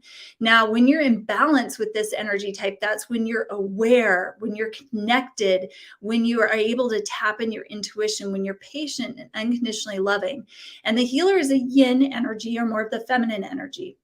It's really important that we start with this energy of the divine feminine, because until your bucket is full, you can't really show up in your greatness to serve other people. And this is about filling your bucket as much as it is about showing up for other people. And this is a part that many women, based on culture or religion, have shut down. Now, when you're out of balance with this part of, or this archetype of energy, that's when you become needy, you step into martyr energy, you become frumpy, or even a pushover. So let's take the assessment really quickly. I know that was a brief explanation, but the assessment's going to give you a really clear picture of where you are on this. So grab a pen and a piece of paper if you have one, or if you're really good at adding up in your head, you can do this. So let's move on to the next slide, which is the assessment. So let's find out how you're doing with your healer energy.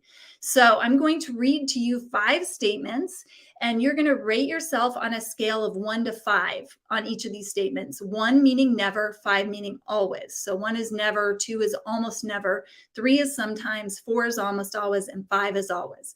Okay, and at the end of all 4 of these assessments, you're going to have a clear picture of how you're doing with your divine feminine, and I'll give you a way to be able to contact me to explain the assessment further. So number 1, you regularly take me time. So rate yourself on a scale of 1 to 5. When you need me time, when you need to take time for yourself, you do it. 1, never, 5, always. Number 2, just do it the first answer at the top of your head. You respond with kindness and in a loving way to the people you are closest with in your life. So think about this. If our buckets are empty, who's the first person that we snap at? It's usually the people we love the most. So just thinking over the past 2 or 3 months, how have you done with this? You respond with kindness and a loving way to the people you're closest with in your life. Okay, number 3, rating yourself on a scale of 1 to 5. When you have a life question, you feel confident that a clear answer will come to you quickly.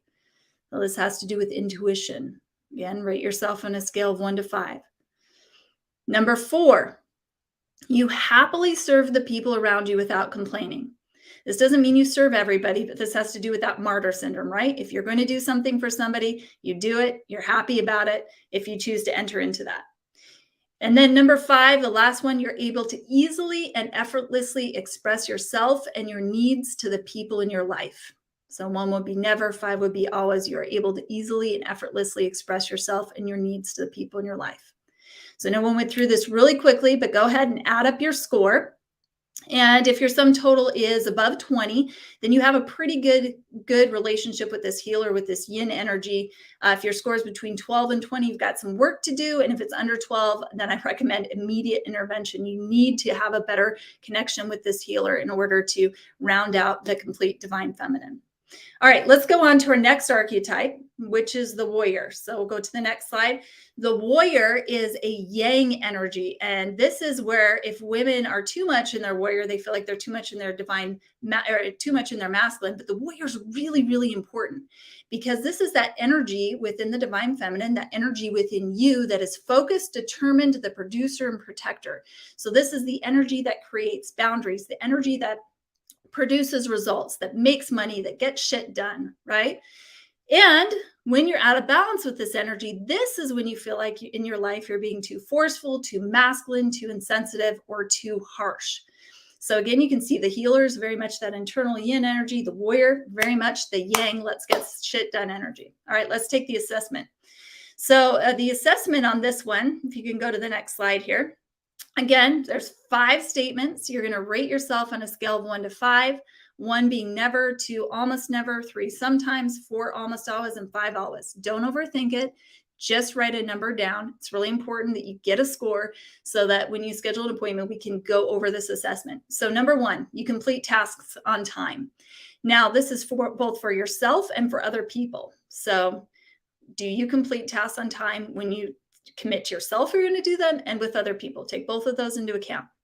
Number 2, rating yourself on a scale of 1 to 5. When you say you're going to do something, you do it.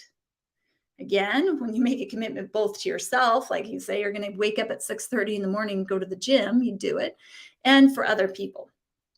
Number 3, you know how to get results when you need to. You need to make $10,000 this week. You know how to do it. You need to get something done, you do it. Rate yourself on a scale of 1 to 5 on that one. Number 4, you have clear boundaries and do not tolerate people crossing them. Rate yourself on a scale of 1 to 5 on this. How do you do with your boundaries, with your time, with your energy, with your business? How do you do with this? And then number 5, no matter what, you feel confident that you will be okay in any situation that arises. Again, rate yourself on a scale of 1 to 5. Men, I hope you're taking this quiz too, because by the way, this applies to you. We all have the divine feminine, masculine within us. Okay, again, add up your score in this quiz.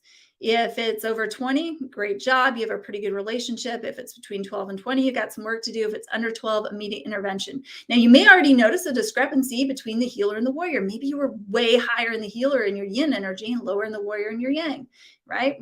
And don't worry, we have 2 more, so we're going to get the big picture on this one.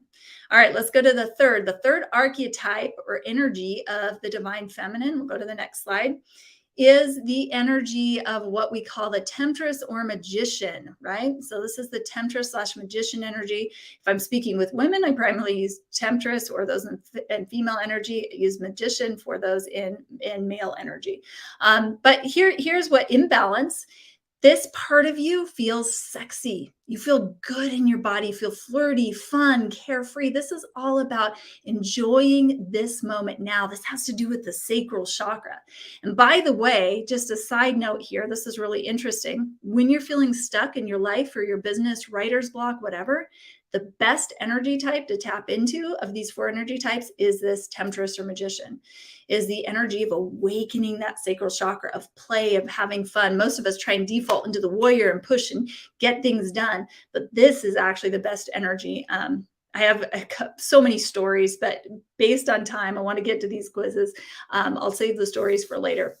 But when out of balance, this is where you can become responsible, insecure, attention hog, or even slutty. Okay, so this is a yin energy. Let's take the assessment and see how you're doing with this yin energy, with the energy of enjoying life, of having fun and enjoying the moment.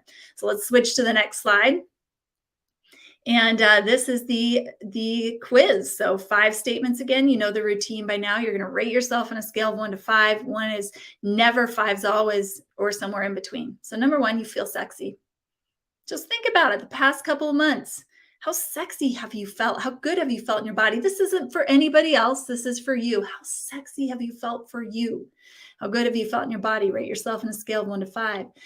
Number 2, every day you find a reason to laugh. Rate yourself on a scale of 1 to 5. Have you found a reason to laugh? Thinking over the past couple months. Number 3, you dance or move your body in a fun way regularly. Rate yourself on a scale of 1 to 5. And number 4, you take time to experience some kind of pleasure daily. Rate yourself on a scale of 1 to 4. This doesn't mean sexual. This can be biting into a strawberry, enjoying the juices running down your mouth. It could be enjoying the breeze or the sun on your skin. And number 5, you're comfortable with people admiring and complimenting you. When someone says you look good, you're able to receive that. When someone says they love what you've done, you're able to receive that. And you can add up your scores. Again, above 20, you're doing great. 12 to 20, you've got work. Less than 12, immediate intervention. All right, there's one more quiz, the King Queen quiz. We aren't going to get to that right now because I've got a limited amount of time, but this is the energy of being confident, responsible, in charge, delegating. This is a yang energy. It's a long-term energy. It's knowing where you want to be in 5 years and having the plan to get there, knowing how to delegate, knowing what the steps are. And I'll tell you what I'll do. For those of you that are interested in taking the King Queen quiz and going through your assessment and seeing personally where you are within the divine feminine and getting the big picture and some great tips and pieces of advice for being able to balance out that picture and learn more about the work that I do with people. It's really easy. Just go to schedulewithallison.com. That's schedulewithallison, ALLISON.com. I've cleared up my schedule for the next 2 weeks and have several spots open. It is a first come, first serve basis. And I would love to just talk with you about where you are in the divine feminine, how you can create a better balance within your life so that you can create from this space of attraction. It feels so wonderful to wake up every morning and be so in love with my life, to know that my bucket's full with the healer, to know that I have the boundaries and can produce results with the warrior. And this is especially important in relationships because you can come as the complete and whole part of yourself, to know that I can enjoy life and have fun with that temptress energy, and then to know that I can have the long-term vision and delegate. So I'd love to talk with you about that. There's also some other amazing and fun things, like it happens that these 4 energy types correspond with the 4 cycles of the moon, the 4 phases of your menstrual period. And there's many archetypes such as Mother Mary and Mary Magdalene that go into this. So if you're feeling called to that, schedule a time to set up to talk to me. We'll give you that last quiz and go over your assessment. So remember, this is your life. Fall in love with it because you deserve it. Thank you so much for this opportunity, Bernardo. No, thank you, Allison. Thank you. I love it. And I love awakening the divine feminine. And beautiful, lovely presentation. Thank you so much, Allison. Thank you again for all, everything you've done. And looking forward to speaking to you later on today about psychedelics. Take care. All right. Thank you so much. Lots of love. Bye-bye. Hey, everyone. So we've got a great panel coming up, which is hosted by David Fagan, who I've already introduced this morning. Let me just bring him in. David, how you doing? Doing good. I'm taking notes over here, learning my archetypes, posting things in Facebook, messaging everyone, comment. This is good. Good start. Yeah, great start. David, well, listen, there's not much to say. I'm just going to leave you the floor. You're going to be running a great panel, bringing people together. So I'll let you bring in the guests as you wish, and the floor is yours. Thank you so much. Thank you. Switch this out here. All right, I'm in the show. Yeah, we've got a great group of people here. There are people that really separate others, and we had some panels on this. We were talking about the takers and breakers, the narcissists.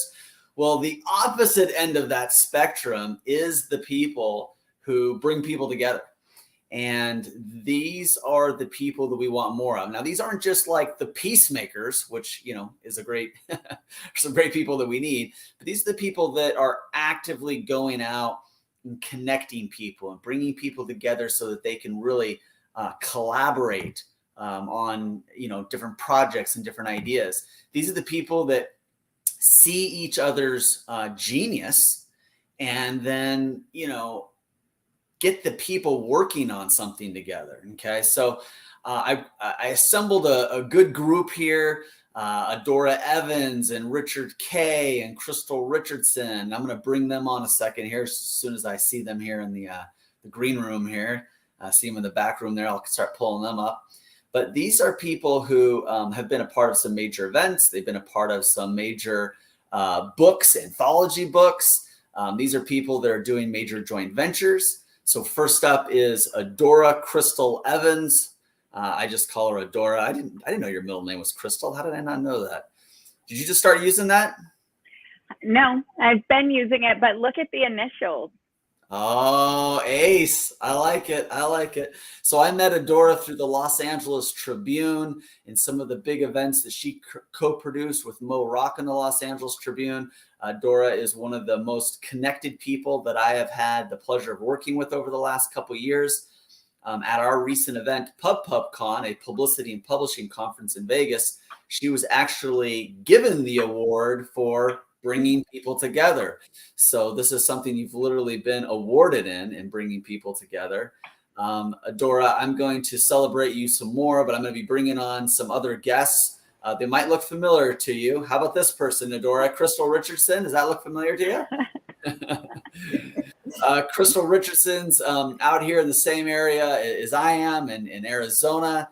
And Crystal is somebody that I've seen do everything from run the red carpet with a mic and camera in hand, to speak on stage, to put on her own events, to put together anthology books. She has emceed some of our events, keynoted some of our events. She is absolutely everywhere. She's got a few dance moves. Definitely. And I'm thrilled about the crystal in your name too, Adora. Yeah, I'm glad you brought that up. I was wondering about that. Yeah, you saw that too. So Crystal, I'm going to celebrate you more here in a second as well, but let me get Richard on here as well. Let me see if I can balance out a little testosterone here. Me and Richard, we're sporting more feminine energy these days. We're in the flow, right? If you're just now joining us and you didn't see the last couple presentations, you're really missing out. But we just learned a lot, and I just went through my feminine energy archetype. Just learned how to, and I'm probably saying this like it feels like a joke, but I mean this seriously. Like I'm learning, like, oh, that's my feminine energy. Okay. So when I'm in the flow, all right. When I'm just, all right. Okay. So I'm learning over here. Crystal, Adora, I'm learning. Men are teachable. Richard, are you teachable? Absolutely. It's the only way to live life. All right. Let me give Richard a good introduction too, and then I'll get into this with you guys. But I've known Richard for a lot of years. He spent more than 2 decades with CEO Space, working with Bernie Dorman, the late, great Bernie Dorman. Richard's whole job, his whole life for decades is literally bringing people together, forming joint ventures, booking people on stages, helping people with venture capital and money. And there are so many people that Richard knows. He's been an important part of our organization over the last couple of years with a growing role. And he is highly sought out because of not just his connections, but the fact that, if you don't like Richard, that says more about you than it does about Richard. Richard's one of the most likable guys around. He actually spent a lot of years and dare I even say decades as a chiropractor, as a doctor. So he is a practitioner. He is a healer. Richard, I just didn't want them over there adding up. Well, if he spent 2 decades here, he spent 2 decades here. I just didn't want them doing the math. That's all. 178. I just looked. So we've got Richard here as well. But the reason why we have all these people here is because these are people that are bringing others together. And one of the things that we want to really focus on here at the Love Event, and in all seriousness, is the kindness and the caring and the consciousness, but also the inclusiveness, right? How do we include people? How do we bring people together? People that look different, feel different, sound different, and yet we can still celebrate the way we're all similar as well. So let me just start with this question here, and I'll go back to you, Doria, since we had you on first. When I say the term bringing people together, what does that mean to you? What do you feel? What do you hear? How would you restate that? I don't know that can be restated. It's pretty bringing people together. Someone who moved, I went to 13 schools before 9th grade. The feeling of belonging became very important to me. And I learned how to connect quickly. And I also value at a really high level the ability to help other people feel that they belong. So if I was going to restate, it would be creating an atmosphere of belonging. I like it. Yeah. Well, you did it. You did it. You took the challenge and you did it. No, it is a matter of belonging. And, when this first came out, and, I don't want to get too much into the negative stuff, but I think we do have to accept that the world can be, quite honestly, a mean and downright cruel place. And when Bernardo first came up with the idea with the Love Event, there were protests everywhere, and there were riots everywhere. And me and Bernardo are having these meetings, and, we were just very saddened by it all. And we want to be a part of the solution. And Bernardo's like, man, we just need like a love event, right? We just need to bring people together. And so, you guys amplify that here. Crystal, you've seen some pretty terrible and horrible things like we all have. What is, not just bringing people together. Dora did well with that, but what's your solution?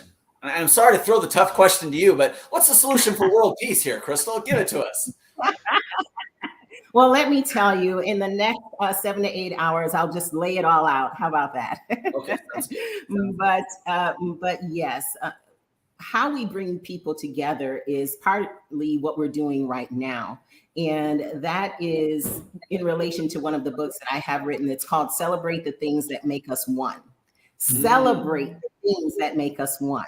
So that particular book goes into a number of things related to, it's a poetry book, first of all, and it has pictures in it from various places I've been around the world.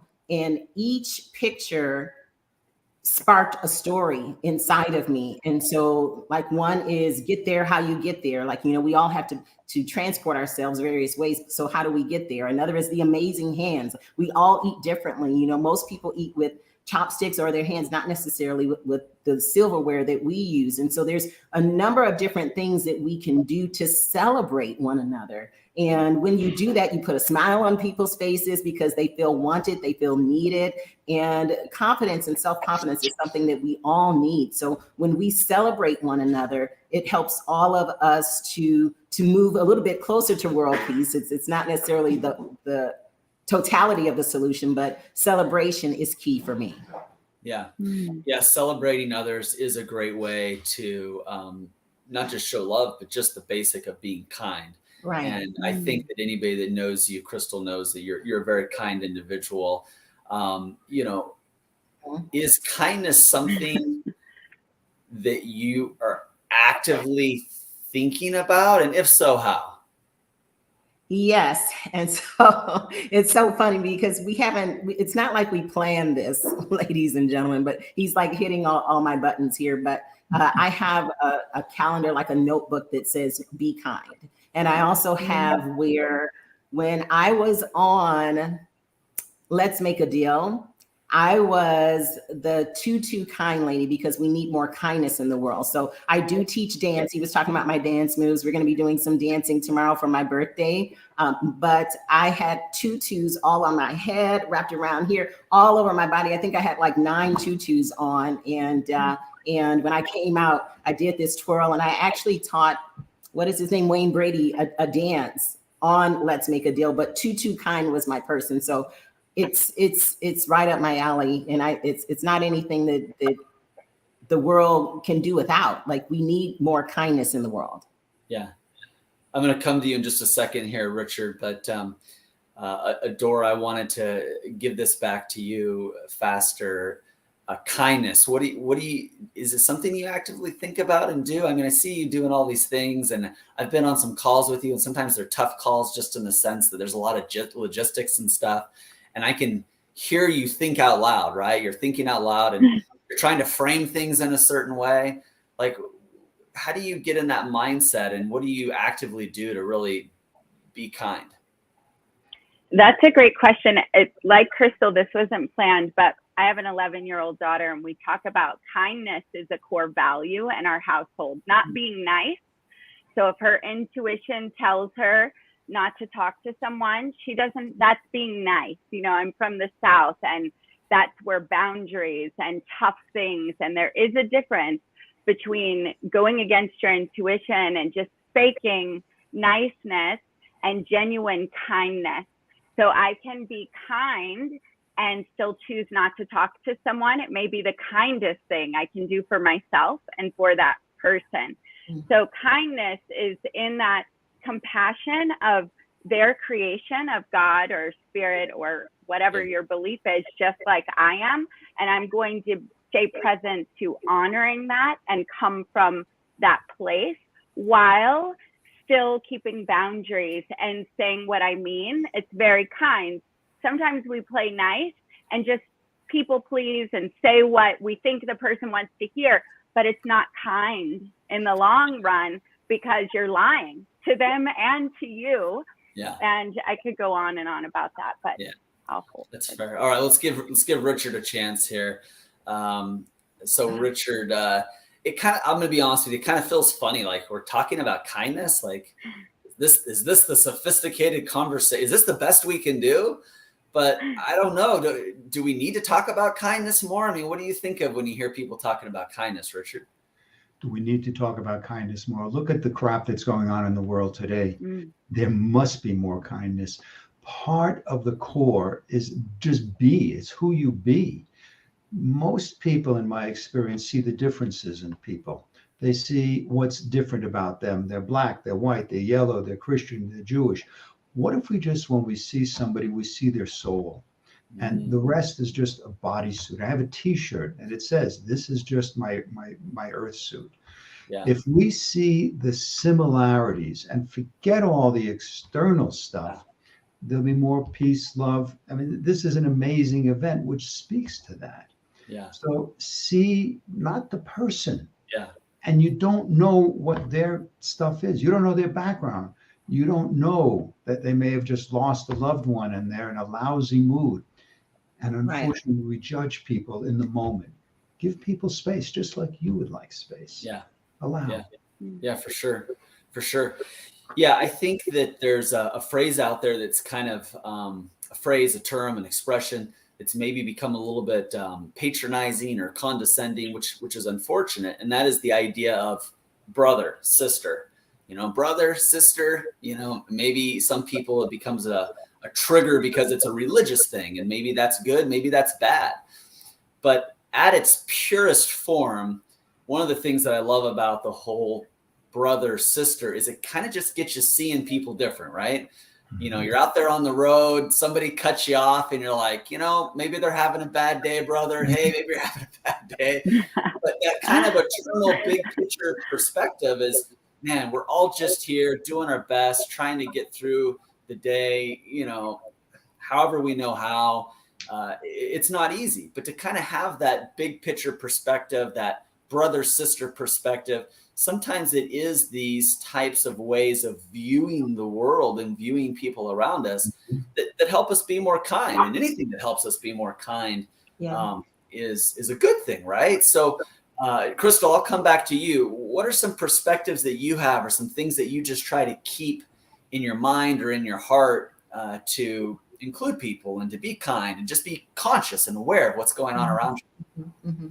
Yeah, and it basically goes back to David, how I was raised. You know, my mother and my father, they were inclusive people. We always had people at our house. You know, our house was the house where everyone played. There were the house was here. We had a front and backyard, and so our side lawn was long enough that we could have like a small mini football field, as well as a little skating rink. My mom would get out there and she would put the water out in the wintertime and make us a skating rink. So we always had people at our house. And I was brought up like that. And so helping the single moms, working with the homeless, all the different things, David, that you know that we do, you know, they are our brothers and sisters. And so when we would do what we would do every first Saturday, they said that they loved what we did more than the other Saturdays because we treated them like real people. Well, of course, we are real people. And so it's just not having a distinction. We are all one. And that's why, you know, I really like the book, and even what Richard said, you know, celebrating the things that make us one. And that's part of what he touched on too. And so when we don't have distinctions, it makes the world a better place. Yeah. Yeah. We're going to run out of time, you know, really fast. There's so many different things that we could talk about. Adora, you know, one of the greatest problems that we have, and it's very scary for parents, is people harming themselves, children harming themselves, people taking their own lives, you know, teen suicide. You know, we've got 3 minutes left to go, and I just brought this up, right? This is just some really tough stuff. But one of the things that blows me away is, had someone just been kind, had someone just been kinder, you know, what do you think of when you think of these types of things? You have a young person, you have an 11-year-old daughter. How do you feel about, you know, and how are you preparing her for the world that she's living in?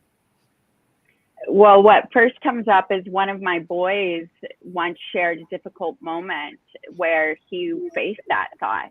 And he faced it, he didn't share with us until after, and it was about the pressure of the life he was stepping into and feeling alone. And I remember his mother, my heart just, you know, sank, and I said everything I could to help him know that we want him, and there is no pressure to be anyone other than, you know, I said, I don't care if you work at McDonald's, if it means that we have you here. And so I think having the conversations ahead of time, that while we, especially in high achieving families and atmospheres, that while we love you and we celebrate you, your worth is not based on what you achieve. Your worth is like, you are good with me no matter what. And that's a line that we all get to learn to walk, and we get to live it by example, is that while I love to achieve and make a difference,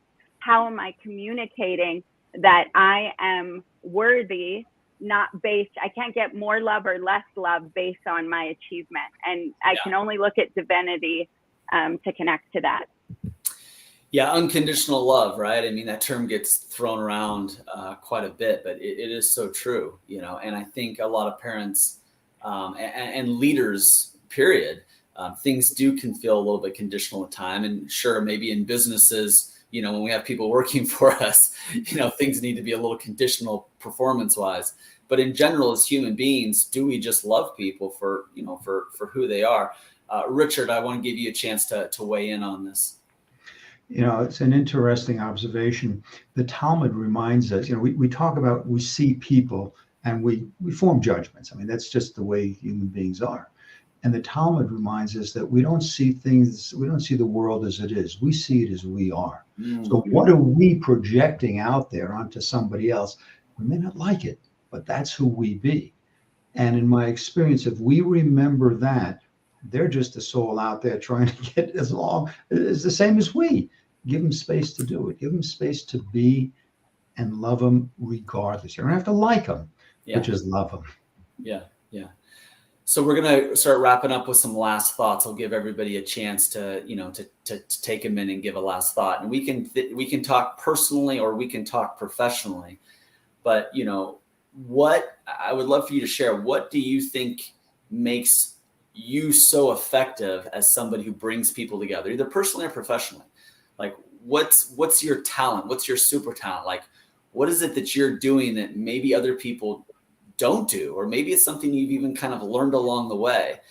But how would you explain your ability to just really bring people together? And we'll go with Dora, then Crystal, then Richard. So go ahead, Dora. Awesome. Well, I love that you brought it back to we're all professionals here.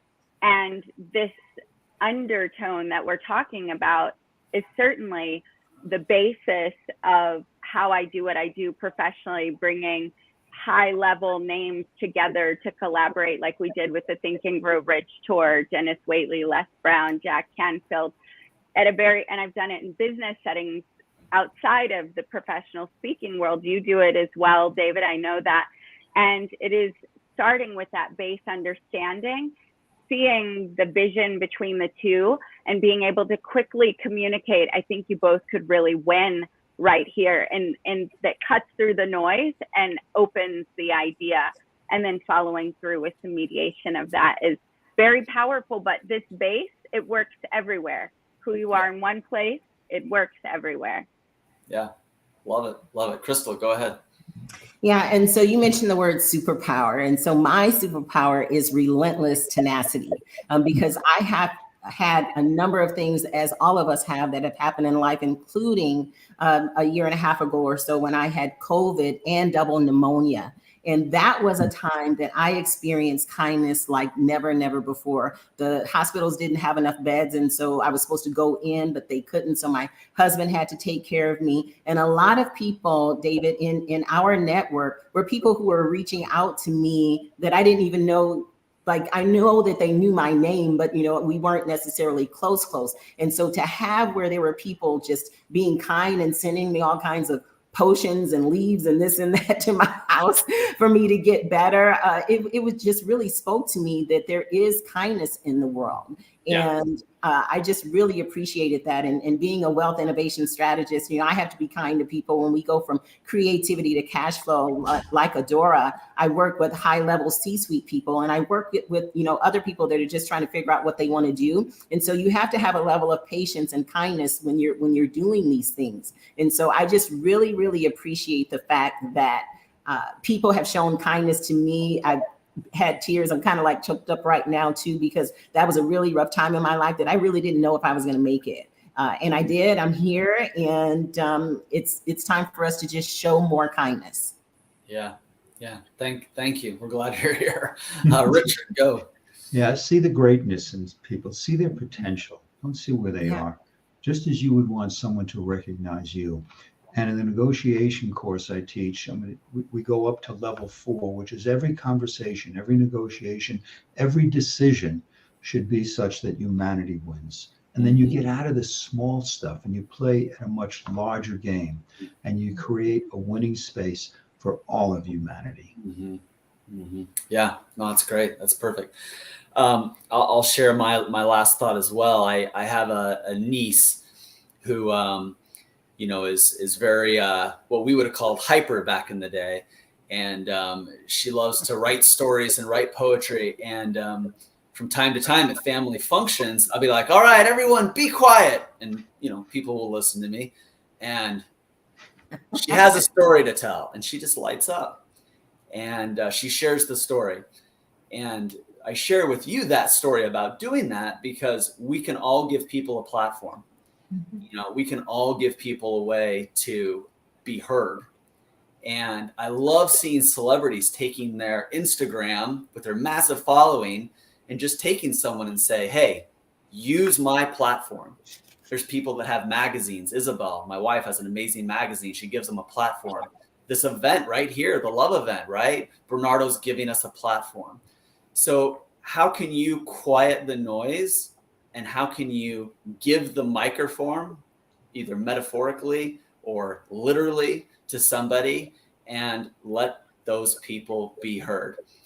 With that, I'll turn that over to Bernardo. Thanks for letting us be heard. Thank you for sharing your platform and microphone. Thank you for sharing this event so that we can share the love that we have. And I mean that sincerely. Thank you, Bernardo. No, thank you. Thank you all. And thank you for such an interesting and exciting panel with a very, very important subject. I mean, kind of when you were asking the questions, can we talk about kindness? And Richard kind of nailed it there. Come on. There's never been a more important time to bring kindness, and there's a lot of people that are really interested and focused on bringing tension. And, we have to be as strong as they are in bringing, love and kindness and elevating consciousness because, kind of the way we're going is just not the way to go, so let's just keep going at it. Absolutely. Well, thank you so much. Thank you, David. Thank you, Adora. Thank you, Crystal. Thank you, Richard.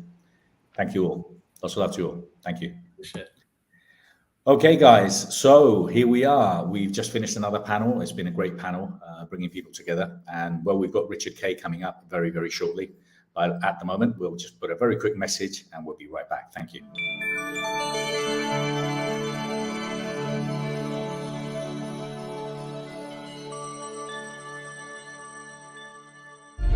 Future medicine will be the medicine of frequency.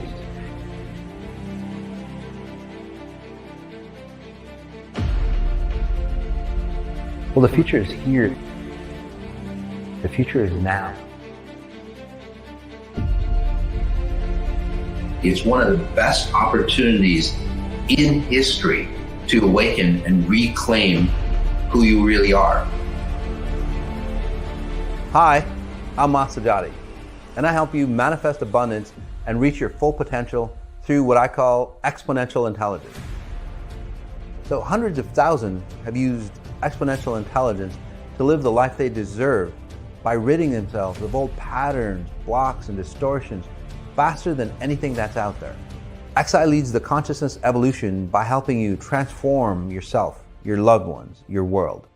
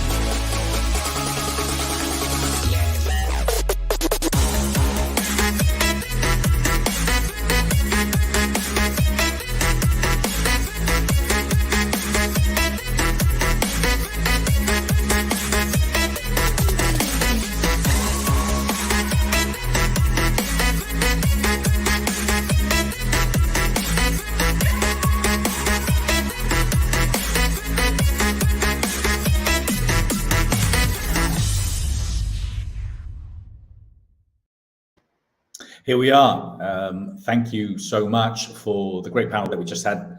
And here we are. We're just going to continue with someone that I connected through actually Dr. Darcy, who's involved in a panel and is speaking over the weekend. And his name is Robert Mack. He was already involved in a panel this morning, so I'm sure all of you kind of, well, you know, fell in love with him in many different ways because he's just such an eloquent guy. He's such a lovely, lovely guy. I'm just going to read his bio and then I'll bring him straight in. So Robert Mack is an Ivy League educated positive psychology expert, inspirational speaker, and published author. His work has been endorsed by Oprah, Vanessa Williams, Lisa Nichols, and many others.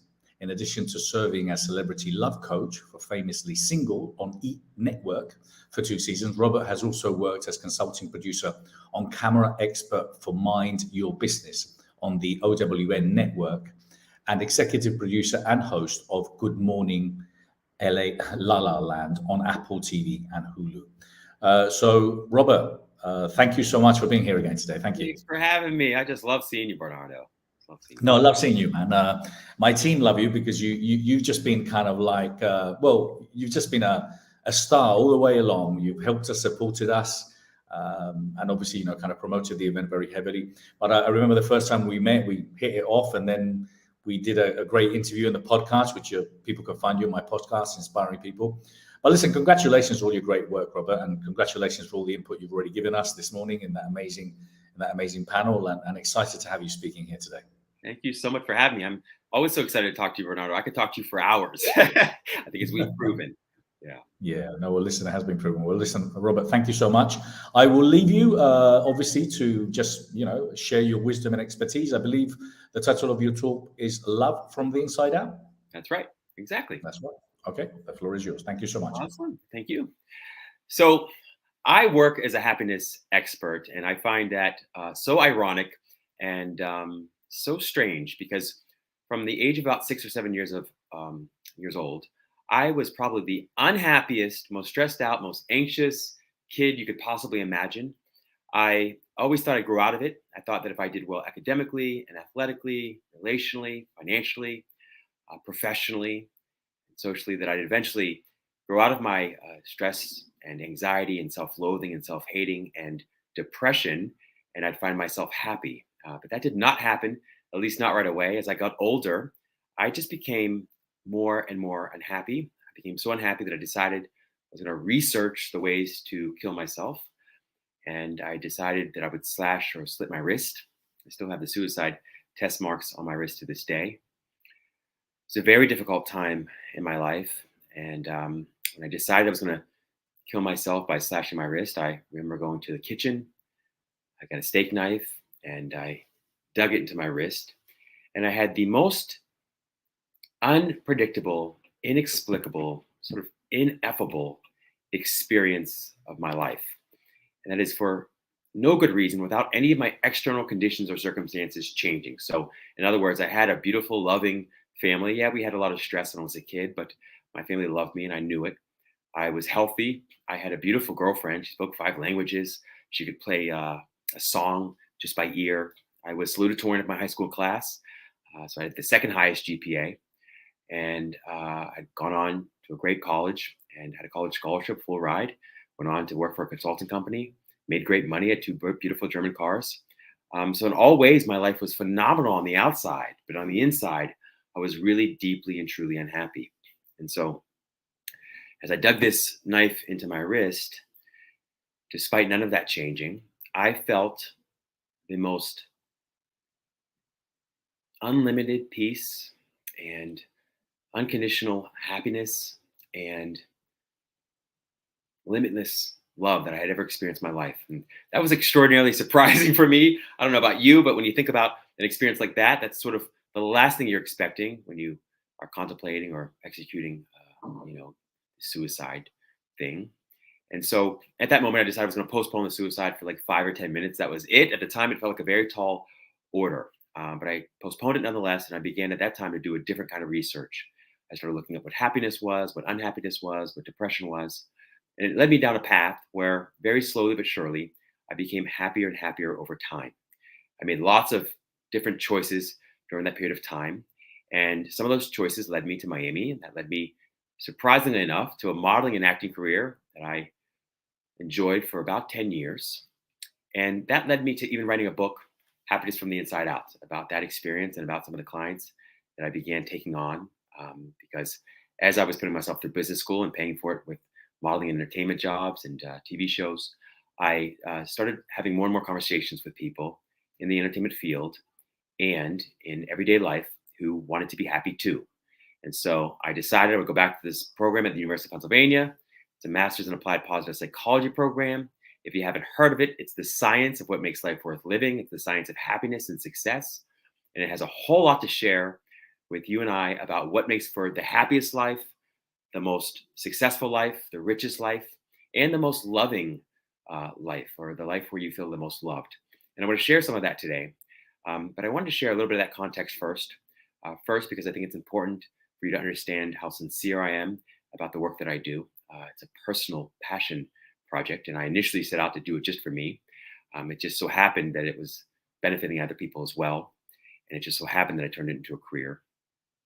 Also, however, when I put out my little sign, which was a metaphorical sign, it was an online sign, but a website, to be a happiness coach, when I opened my private practice, I expected, like most of us probably, that I would get people calling me because they were unhappy. They were depressed or stressed out or anxious or self-loathing or self-hating, and they wanted help becoming happier. Well, that is not what happened.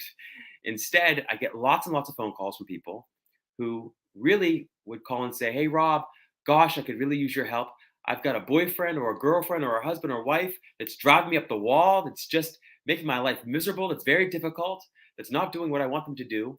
Or I don't have a boyfriend or girlfriend or husband or wife, or I'm having trouble dating." And I remember being slightly frustrated about that because I always considered myself a happiness coach. What did I know about dating and love and relationships?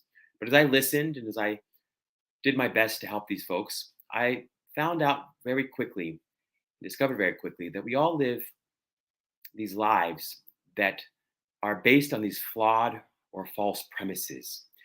And I began to sort of collect those flawed or false premises because I knew one day I would want to sort of share what I was discovering around the truth of those things, around the truth of these myths, misconceptions around love and happiness. And so first, I want to share a little bit of the research from the positive psychology field that tests to how important it is to be happy. So as you'll hear me argue a little bit today, very briefly, love and happiness aren't as different as they sound, right? They sound like two different kinds of experiences, but you'll see very quickly that they're very similar. And so the first thing that positive psychology has to share that you and I are hopefully very well aware of, but might not always live out in our personal or professional lives, is that success doesn't lead to happiness, right? Success doesn't lead to happiness. That means money doesn't lead to happiness. We know that. If you're making below a level of subsistence, so if you're making less than $75,000 a year, making more money will improve the quality of your life, but it won't make you permanently, lastingly, meaningfully,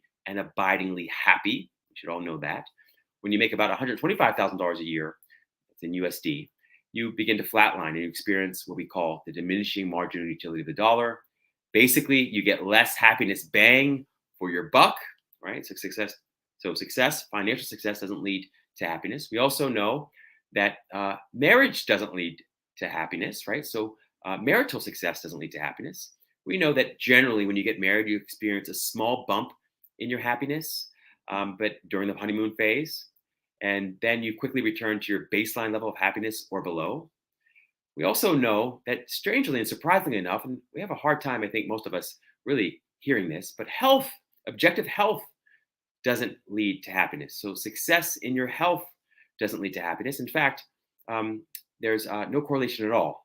There is a correlation between subjective health, how well you feel or believe that you are, how healthy you believe you are, and happiness. Kids don't lead to happiness either. So parental success doesn't lead to happiness. Believe it or not, the first child actually causes a dip in your happiness level, and the second child causes a statistically significant dip in your happiness level, and your happiness doesn't return to its baseline level until those kids leave the house. So that could be 18, or that might be 55 years old today.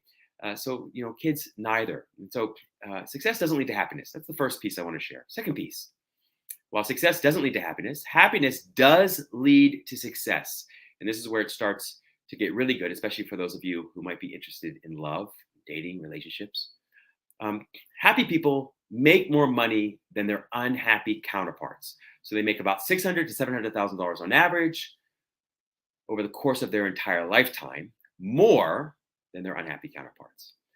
They also experience better health outcomes. They also live longer. They live about 6 to 7 years longer than their unhappy peers.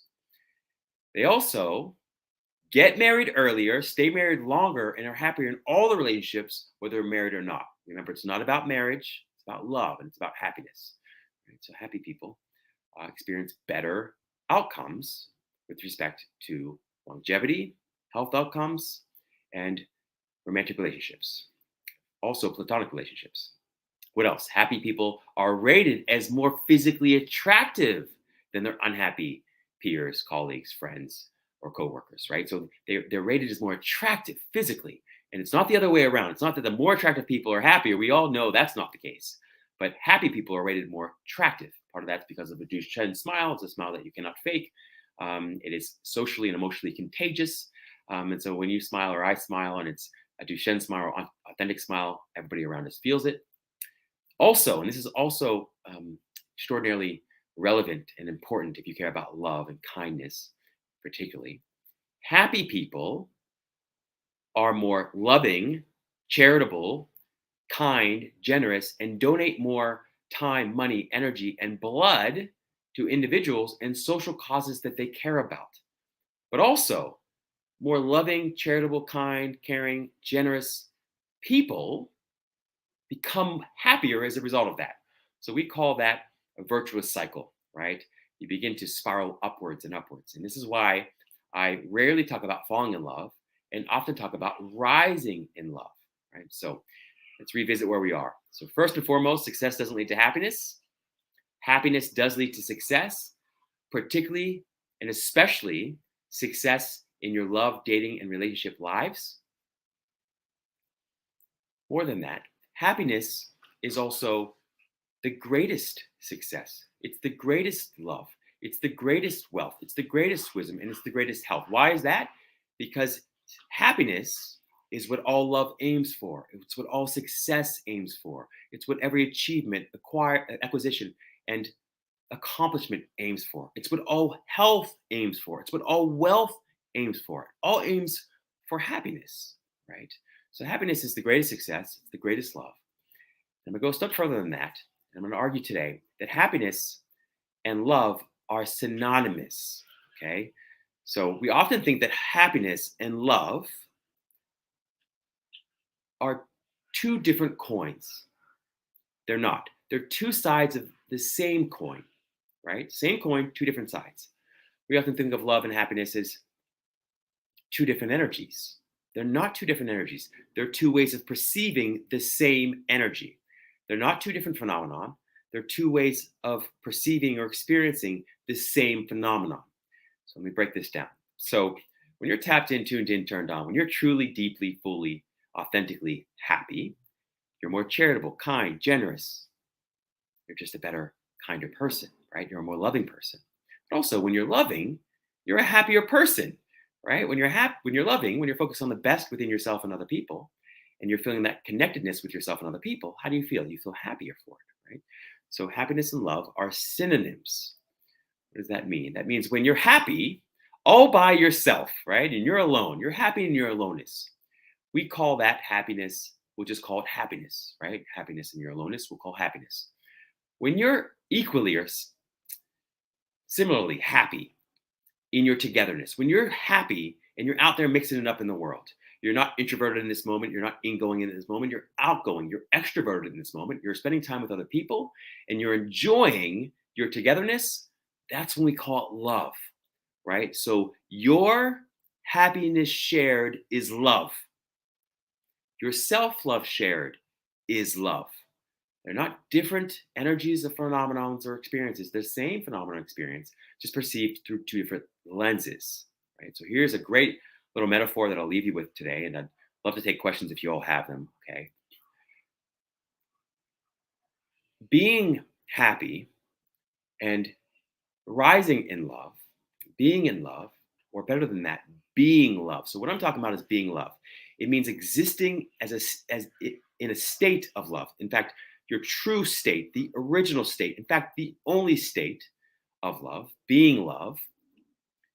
Love in that way is not an exclusive relationship that you have with one other person in the world. The kind of love I'm talking about, the kind of happiness that I'm talking about, the kind of happiness shared that I'm talking about, the kind of bliss shared that I'm talking about is not an exclusive relationship with one other person. It is an inclusive way of relating to everybody and everything in the world, no matter who, where, or why they exist, right? So relating to everybody and everything on the planet in such a way that you relate to them with love and with kindness and with compassion. And it doesn't mean not locking your doors. It doesn't mean giving people your social security numbers or your credit card numbers, right? It means relating from a place of kindness and compassion and happiness. So here's the metaphor I want to share with you today. So think about a metaphor, think about a rain cloud. So a rain cloud is just full of so much moisture. You are a rain cloud, I am a rain cloud, right? You are a joy industry, I'm a joy industry. You are a love industry, I'm a love industry. We're always, every day, forever and ever, manufacturing peace, love, joy, and happiness. Okay. We are also rain clouds. And so a rain cloud fills itself up with as much moisture, with as much peace, love, happiness, self-love as humanly possible, right? It fills itself up with so much peace, love, and joy. It's selfishly, ultimately, in the beginning. It's perfectly selfish in the beginning. And so it fills itself up with so much peace, love, and happiness that it can't contain it.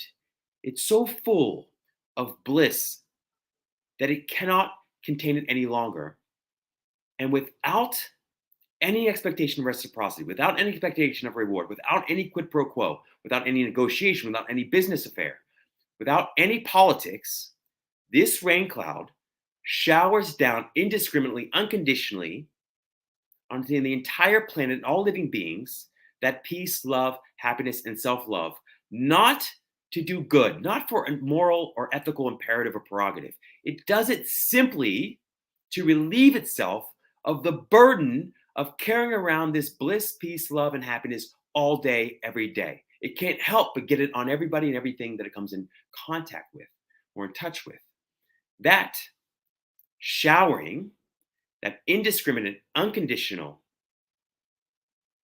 no strings attached sharing of peace, love, or self-love, happiness, and bliss down upon everybody and everything on the planet for no other reason than to feel good, to relieve yourself of the burden of carrying that peace, love, happiness, and self-love around all day, every day, is called love. I call it love. That's the only experience that deserves the word love. Everything else is ego gratification, ego satisfaction. It is lust. It is entertainment.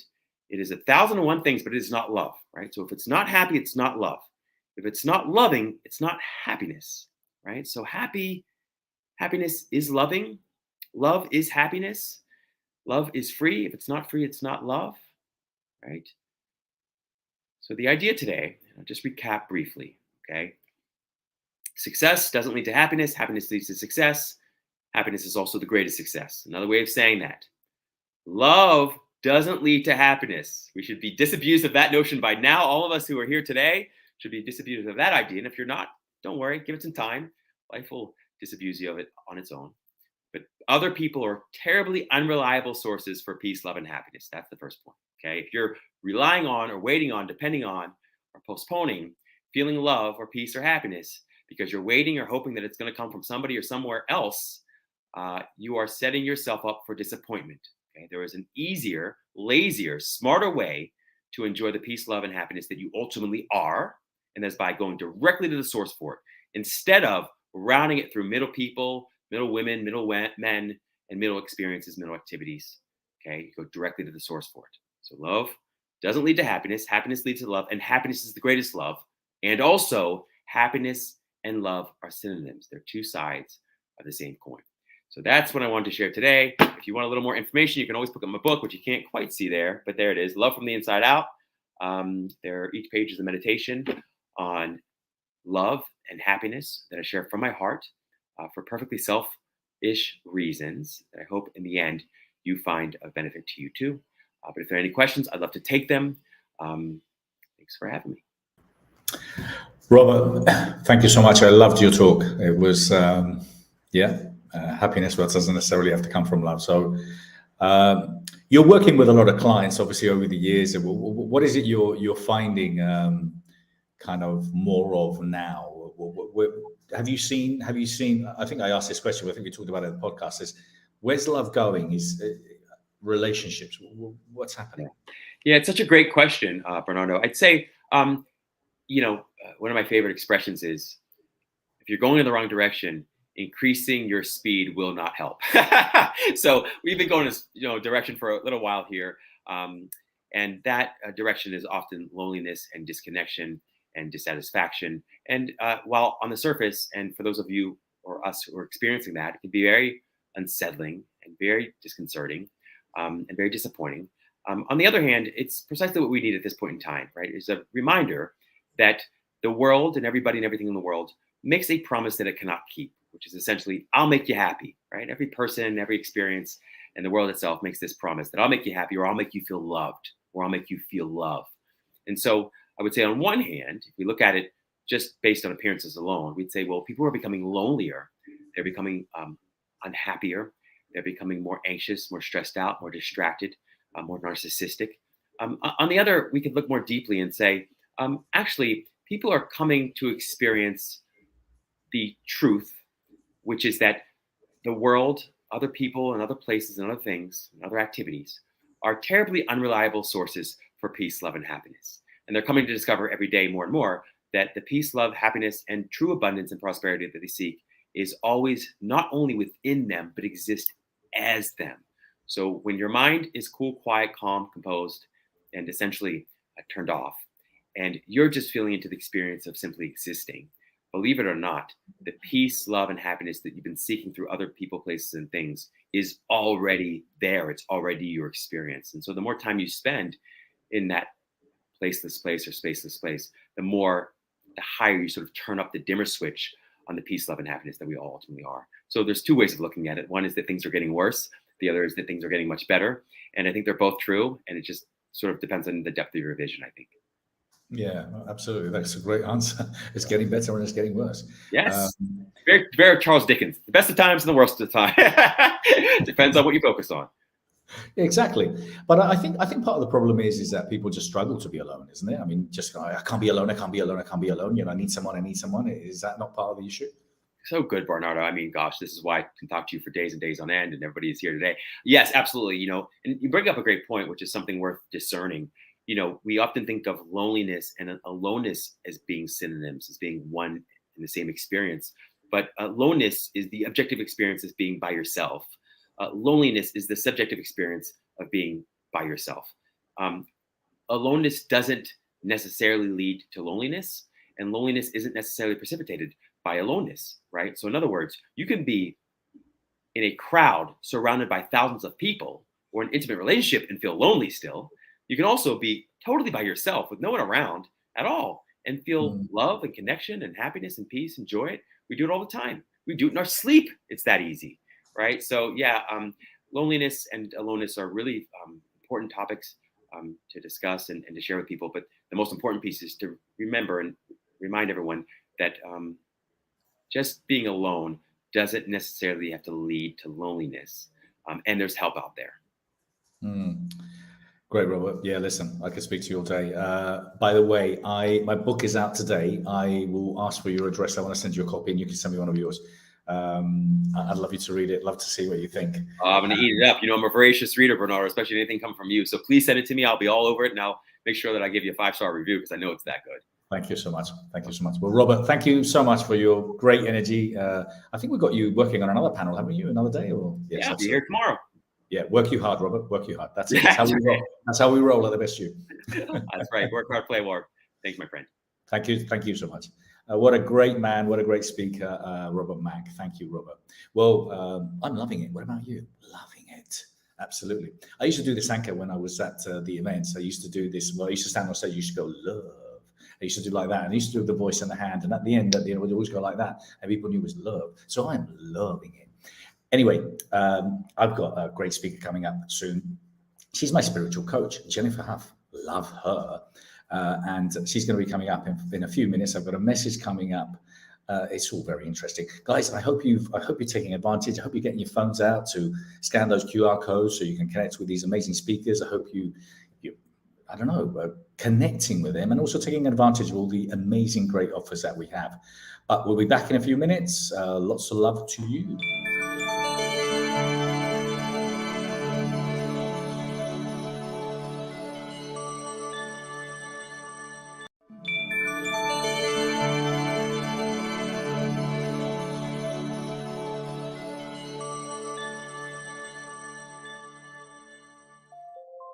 The Inspiring People interview series is a collection of exclusive interviews sure to inspire and motivate you.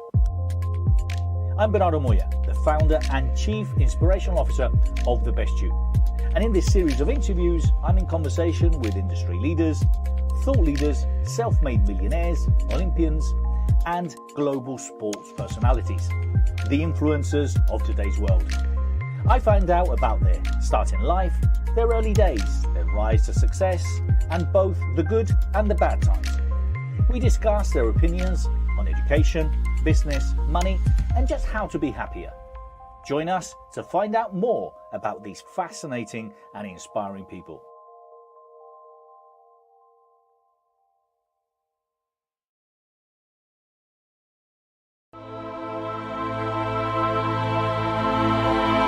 My passion is to set people free by helping you transform any area of your life more effectively and faster than anything you've tried before. I do this by unique abilities gifted to me through 2 near-death experiences that allow me to help you change your frequency, changing your life. But there's hundreds of thousands of people that are already living this way. It's been a proven method, and now I'm going to share it with you. So I'll see you on the Moss Experience.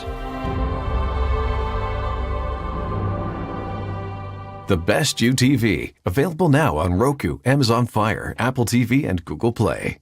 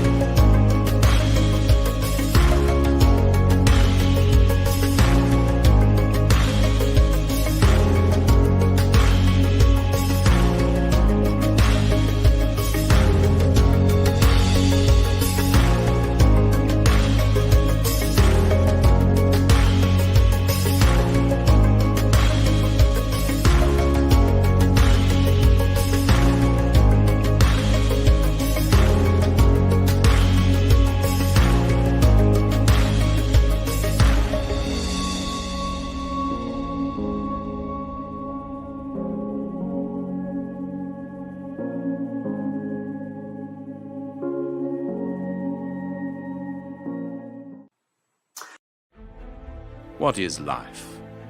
Your life isn't just about what you're doing now. Your life is the sum of every hope you ever had and everything you ever wanted to be. Life is about the situations you deal with, how you get to where you want to be, and how you become who you want to be. Life is a collection of moments and memories. Life is about being alive, feeling alive. Life is about dealing with whatever fate throws at you. Life is about staying on top when things are challenging. Life is about enjoying yourself, about finding yourself, about leaving a legacy. Life is about looking and feeling good, about staying ahead. It's about being the best you. What you want, what we all want, is a life without limits. So why don't you be the best you?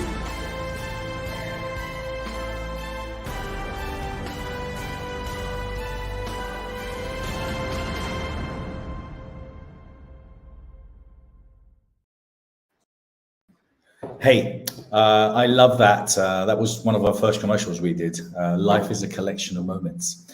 So important conversations, real conversations happening this weekend.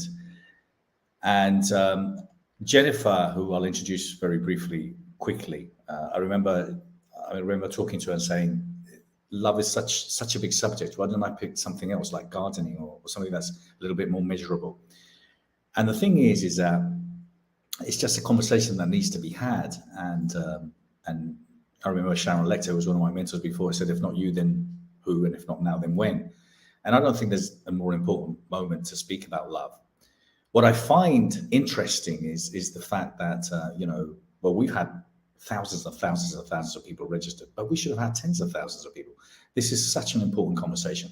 So for those of you that are watching live, thank you. I appreciate it. For those that are watching the recording, I thank you too. And for those of you that didn't make it here today, well, hey, I hope you watch it in the future, because this is one of the most important and relevant conversations that we will have. And at some point, the only real thing that's important to us is who's next to us, and the memories that we managed to, and hopefully and potentially, and most importantly, that we've left a legacy, because, the world is messed up and it needs leaders.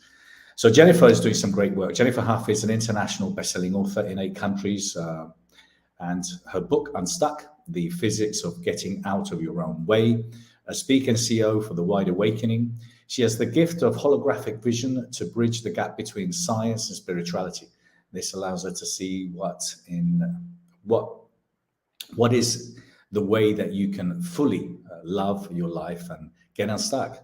Her work has been featured in documentaries, TV, radio, best-selling books on stages around the world. I have to say that I came across Jen through Doria, Cordova, and the moment I spoke to her and I met her, she could see through me. So Jen, I thank you so much for being here. It's a pleasure. I love you very dearly.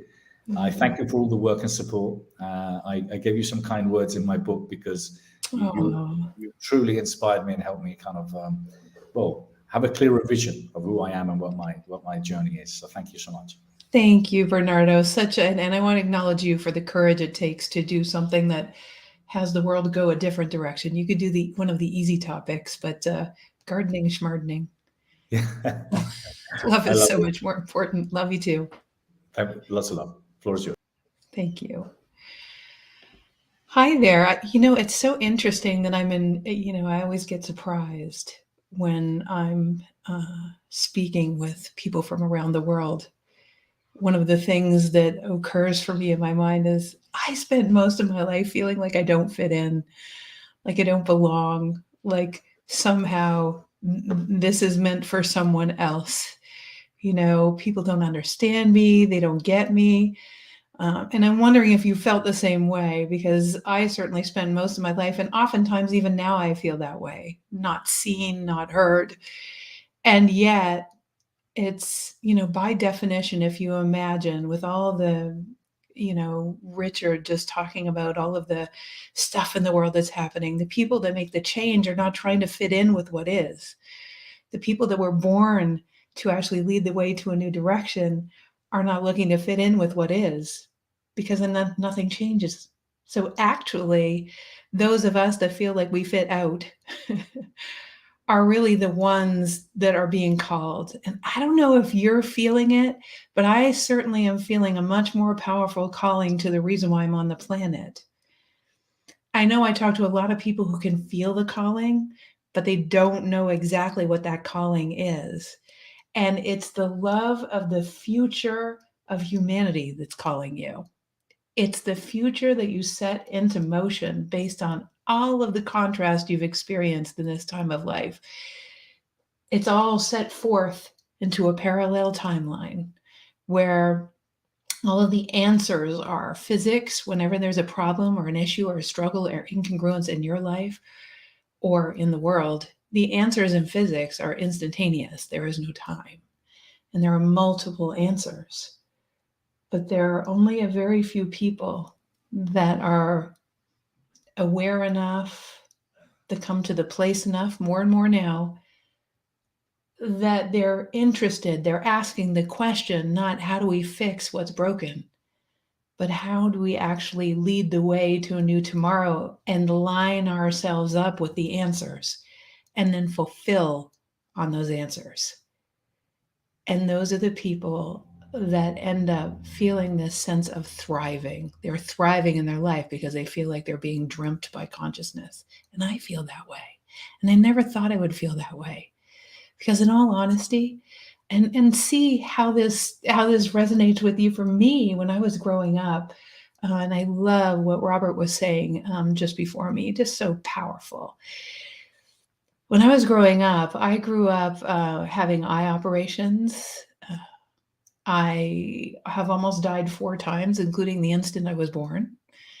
I also had meningitis, almost died of some toxic exposure, and I almost died by almost walking off the edge of a cliff when I was on a hike. Can you believe that?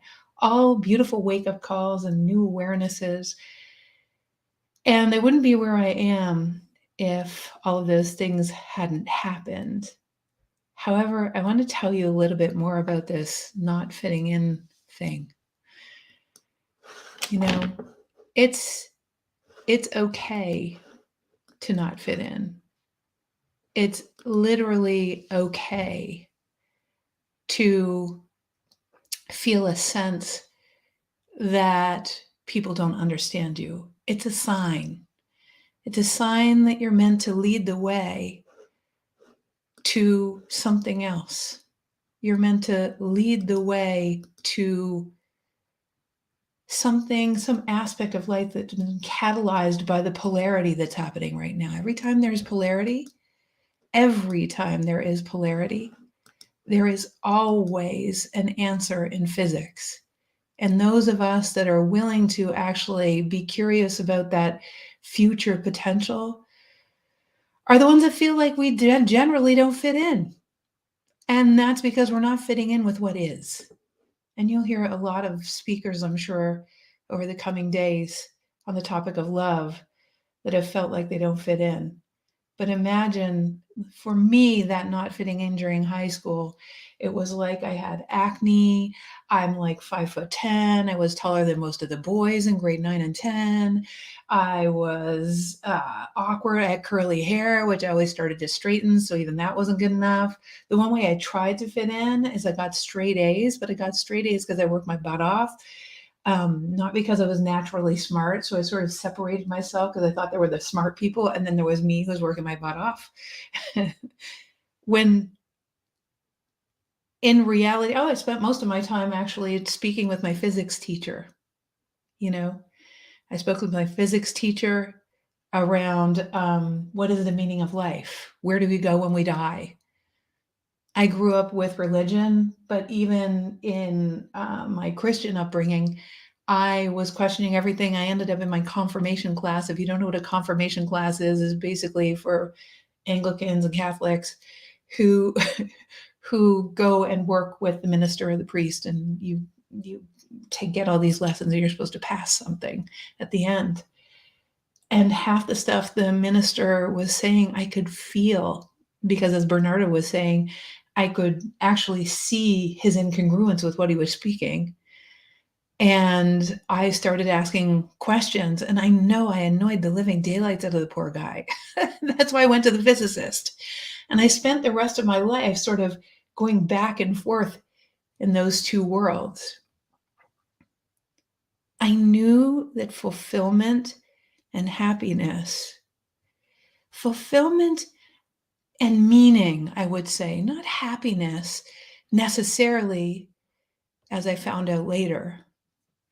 As I found out later, you know, there were mistakes that I was making around my journey to find fulfillment and meaning, because I went into accounting and economics, believe it or not, in university. And in accounting and economics, I ended up at a big multinational. And because that's basically what I thought I should do. And I thought that was the path. I had these unconscious check boxes. I'd love you to write down right now some of the unconscious check boxes you have about what you think gets you to that level of great lifeness that you imagine in your mind. What are some of the things? Do you marry the right person? Are you happy all the time? So for me, these are my check boxes. Okay, I'm going to marry someone who really loves me. I'm going to find a great big house. I'm going to do something meaningful with my life that makes a difference for other people. I'm going to make sure I have really fun things that I can play with. I want to travel. And the funny thing was, I checked all the check boxes. I went to university. I did the thing you're supposed to do. I did something really useful. You know how your parents tell you sometimes it's like when you're going to study, make sure you don't study to be an actor. You got to study to be something where you're going to get paid well. That's a little too iffy. So I realized that the question I was asking was the wrong question. I had to figure out what love would ask, what life would ask. If I wanted to have the kind of vibe, the feeling, the richness, the ridiculous effervescence, the attractiveness, far beyond the idea of law of attraction. You know, law of attraction talks about intention and envisioning and all these wonderful things. I wanted to know, how do you actually embody the magnet for goodness that you are so deeply that you don't need to intend or envision anything? How does it become effortless? It can't be that if I'm a divine child, you got to get this. I was asking this in high school, right? So I'm weird. It can't be that I have to work so hard. If I'm a divine child of an infinite universe, and the infinite universe at its greatest expression is, you know, both the smallest particle of photonic waveform awesomeness, like just small, but also all of it at the same time. And that we contain all of that. We contain the greatest vision of the entire universe and the smallest particles. And even the most advanced physicists of our time, like Nassim Haramein, is saying that you can find everything in the universe is at the basis of a proton. So imagine you have atoms in your body, which means you have protons in your body. You literally have the entire universe in your body. When people say, you know, we are one, it actually is, from the point of view of physics, it's that we contain all of it. That's where we all connect. We're all connected. Now, I didn't know that as a teenager, of course, and even my physicist didn't teach me that. That was later. So I started asking these profound questions, but I wanted to know what the best question was. Like, what is the best question that we could ask, especially around living the most rich life that we can? Well, I was looking to be happy all the time. Here's what happens when you ask the question, how do I be happy all the time? What happens is you notice all the times where you're unhappy. And then you go and take more courses to try to make yourself happy. You ever done that? So for me, I thought to myself, it's like, it seems like every time I go and take a course, they sort of notice the places where things aren't working again. They point it out to me. And then I have to keep working on all the ways that I'm not happy. And it seems like when I'm finished with that, I'm going to go into past lives and work on all the past life reasons why I'm not happy. And then I'm living in this life. So there's going to be new things in my next life that are going to make me unhappy. So I'm going to spend the rest of all my lifetimes working on the last lifetime and the ones before that, of all the ways that I'm going to get to happiness. And I realized that the entire way that I was approaching life was that I was broken and I needed fixing. And of course, when you approach things, one of the laws of physics, as Bernardo was saying, you know, I just wrote an 8-year book in 6 months. I'll tell you more about that in a second. It's kind of funny. But it's a perfect example of this operating system I'm talking about, because I was approaching the book from I need to fix humanity. And I was approaching my life like I needed to fix myself because I'm broken. Well, that's not what love would do. love, God, creation, the universe, physics does not look at any of us as broken and needing fixing. In fact, creation itself, whatever you call it, and please give yourself permission to use your words, the universe, creation, physics, all that is, God, goddess, whatever it is for you. But that looks at all of us as parts of it. So here we are, creating upon creation. And in creating upon creation, what we're actually doing is we're taking what is and we're evolving it to the next. We're taking our lives and we're finding out how to be more fulfilled. We're taking our bodies and figuring out how to have even more energy. We're taking our relationships and we're figuring out how to have even more intimacy and closeness. We are creative vortices, just like creation itself. We are representatives of the whole. So how could we be broken and need fixing? We're not accomplishment-based beings. We are actually evolutionary-based beings looking to actually be able to create upon what was. So we're creating upon what was. That means that by definition, we could perceive everything as broken and needing fixing. Or we could perceive it like, oh my gosh, there's something that's working this way based on what we've known up until this point. And goodness sakes, how about we work on the next thing by taking the resources that we've evolved through the contrast that's happened before us and go to the next step. So I ended up in a marriage where, like I said, I had the house.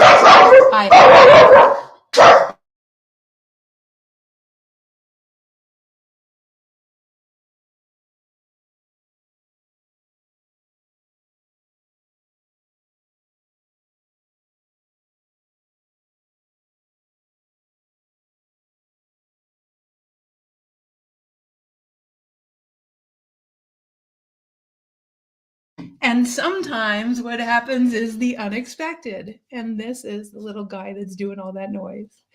So one of the things that I find incredible about this beautiful world is that the contrast, even like dogs barking, the contrast that happens is only a catalyst for flow. The contrast that happens is not brokenness. The contrast that happens gives clarity. And I'm grateful for my little puppy dog Mouse every day for that clarity. I'm going to say hello, little buddy. So, isn't it amazing how animals too are an access point to such incredible love that they activate unconditionality? And the place I want to go is, I had a dog when I was married in the big house with the swimming pool and the cars and the husband. And still I was not fulfilled.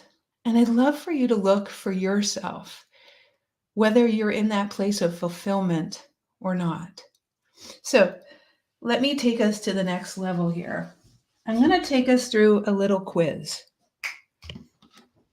And this quiz shows you whether, so get out a pen and paper, and I want you to put 3 columns across the top of your paper, of your note paper. One of them is survival.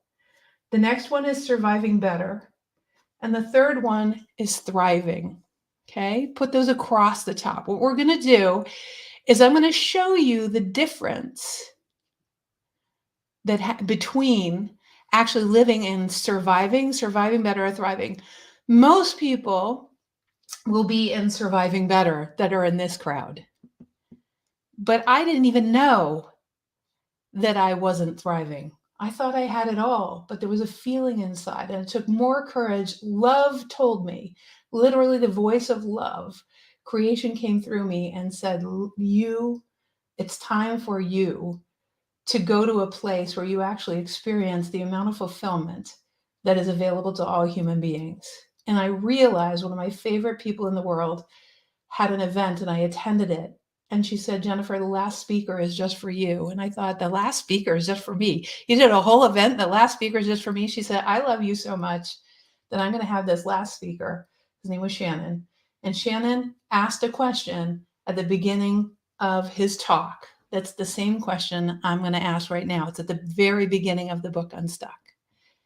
And the question is, so write this down. What is the most fulfilling thing I can do to make the greatest difference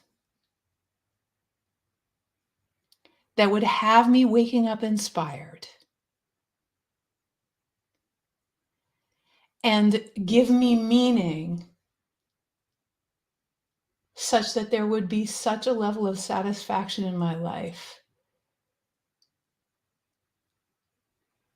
that the love would overflow and I would infect other people with the same seeking of meaning and fulfillment? That's the question I started asking. And I ask it every single morning of my life. I ask it every single morning of my life. So, if you were in survival or you are surviving better, that is not the operating system that actually answers this question. So let's just quickly do this quiz. In survival, on the subject of receiving, you feel like you never receive enough. So put a check mark if that's you. In surviving better, you feel like you receive enough, but it's not consistent. In thriving, you feel like you're in overflow and you want to give it away. With respect to energy and survival, you feel like you don't have enough energy. You need to supplement yourself. You need to do things. You need to take things. You need to go and try things. In surviving better, you can manage it. You manage it well. But in thriving, it's just consistent. In fact, you don't even want to go to sleep at night and you only need 4 or 5 hours of sleep. The last one. In survival, you are in a constant state of, and let's say on the topic of fulfillment, you feel like you're just getting by and you've got to do what you need to do in order to survive. So you put a check mark there if that's you. In surviving better, you feel as though, I sometimes feel like I'm fulfilling, but there are some obligations and responsibilities that I have. So I got to go and do those sometimes. And it takes me away from the thing I love, but I go back and forth. In thriving, you're in love with everything you do without your circumstances changing. It's just how you are. It's a self-feedback loop. So this kind of brings me to the place of what it is that I'm so passionate about. And that is really in assisting people to go from surviving better, which is most of you likely, to actually thriving consistently in relationships, in money, in time, in abundance, in all of that, that all of it is an overflow and you become a living magnet, which is really the way we're designed. Unless you want to play the rat race game, which is really about surviving or surviving better. And it's an operating system. So I'm going to do a little activation to complete. The activation is around imagining, and by the way, we're doing one activation. This is one activation of 10, which is available through the Love event. You can get all 10 of those activations, but I'm going to do this activation, which means I'm going to marry your right brain and your left brain, which is one of the techniques we use. I love it. So your right brain knows the deeper truths. Let's just activate a deeper truth. Do you know that there's a greater wisdom that's rolling around in and of everything, omnipotent, omniscient? Just answer yes or no, or maybe. Next question. Are you aware that that same omnipotent, omniscient force is all loving and all seeing and all knowing? Yes or no? So it must be in and of you, yes or no? And if it's in and of you, the entire creative universe moving forward in love, then you must be being facilitated in that river of love. Yes or no? So the only issue must be whether you're present to that operating system and how to tap into the flow you're already in, or whether you've stepped out or are inconsistent with the flow or not using the tools of that flow, right? And so the job for me, what I've been called to since I was a teenager, talking to my physicist, professor type teacher in high school, the job for me, it's never ending. I cannot not be in it. It is my river of flow. The job for me has always been, gosh, okay, in this river of flow, in this incredible, beautiful yesness of life, I have to change my perspective from trying to wrestle life to go my way. And I have to change my perspective and learn how to be such that I'm being lived by love and by life, that life loves me and I am in a dance with it rather than a wrestling match. And it takes skills to be able to do that. I call it the thriving operating system. So that's just, it impassions me, because if we could all do that, we won't be looking to other people to give our power away. And I think there's a huge problem right now, Bernardo. There definitely is, Jen, and I hope you all take advantage of accessing Jen's 10-day Unstuck activation. Jen, thank you so much for all the wisdom you bring. You bring so much, and I highly recommend that. And I love your newsletters, I've got to say. I read them all. Oh, I'm so glad. Yeah, they're such an inspiration. There's always something so great in all of them. So Jen, listen, thank you so much for being who you are. Thank you for your love. Thank you for your wisdom. Thank you for welcoming my dog to the event. Yes, listen, it made it. It's, you know what? I actually will tell you. I had a dream last night, because you start dreaming about things in StreamYard. Oh, is this done? Or is that done? Or is this done? And I actually was dreaming about a couple of dogs. So maybe that was it. It was a premonition. That's so funny. I swear to God that I thought that I had to have some dogs on StreamYard. So this was meant to be, obviously. Well, there you go. We were co-conspiring in our dream state. It's awesome. Thank you so much, Jen. Thank you so much. Thank you, and I know you're involved in a couple of other panels. Delighted to have you on board. Excited to be on them. Thank you so much. Well, everyone, I hope you love Jen. She's just such a beautiful soul. We're going to be back in a few minutes. We've got Sara Davison coming up again in a minute. Right back. This is commercial break, but don't go anywhere because it's an important message. Bernardo, Moya, thank you for helping us put on the love event. This was your dream. This is your vision. It's so much fun to see it all happen live and in real time here. But this is just the beginning. 2023 is the next Best You Expo. It's at the LA Convention Center. You want the dates, the time, the details, and how you get involved. Well, just stay tuned.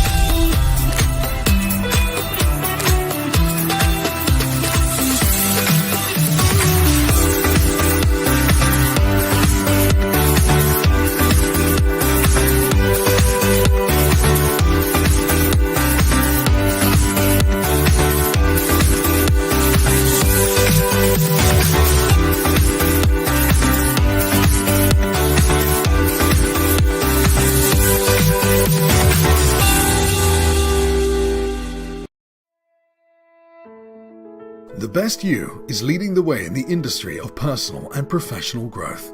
Through our magazine, expos, e-learning, TV, club, and awards, The Best You's objective is to help people achieve their dreams, to do more, to be more, to live a life without limits. Join us if you believe in helping and inspiring others, in changing the world, in making it a more just and fair place through education and inspiration. Our goal: everyone, everywhere, now. If you are interested in making a difference, working, partnering, volunteering, supporting, or even licensing The Best You, let's talk. Let's work together and make the world a better place.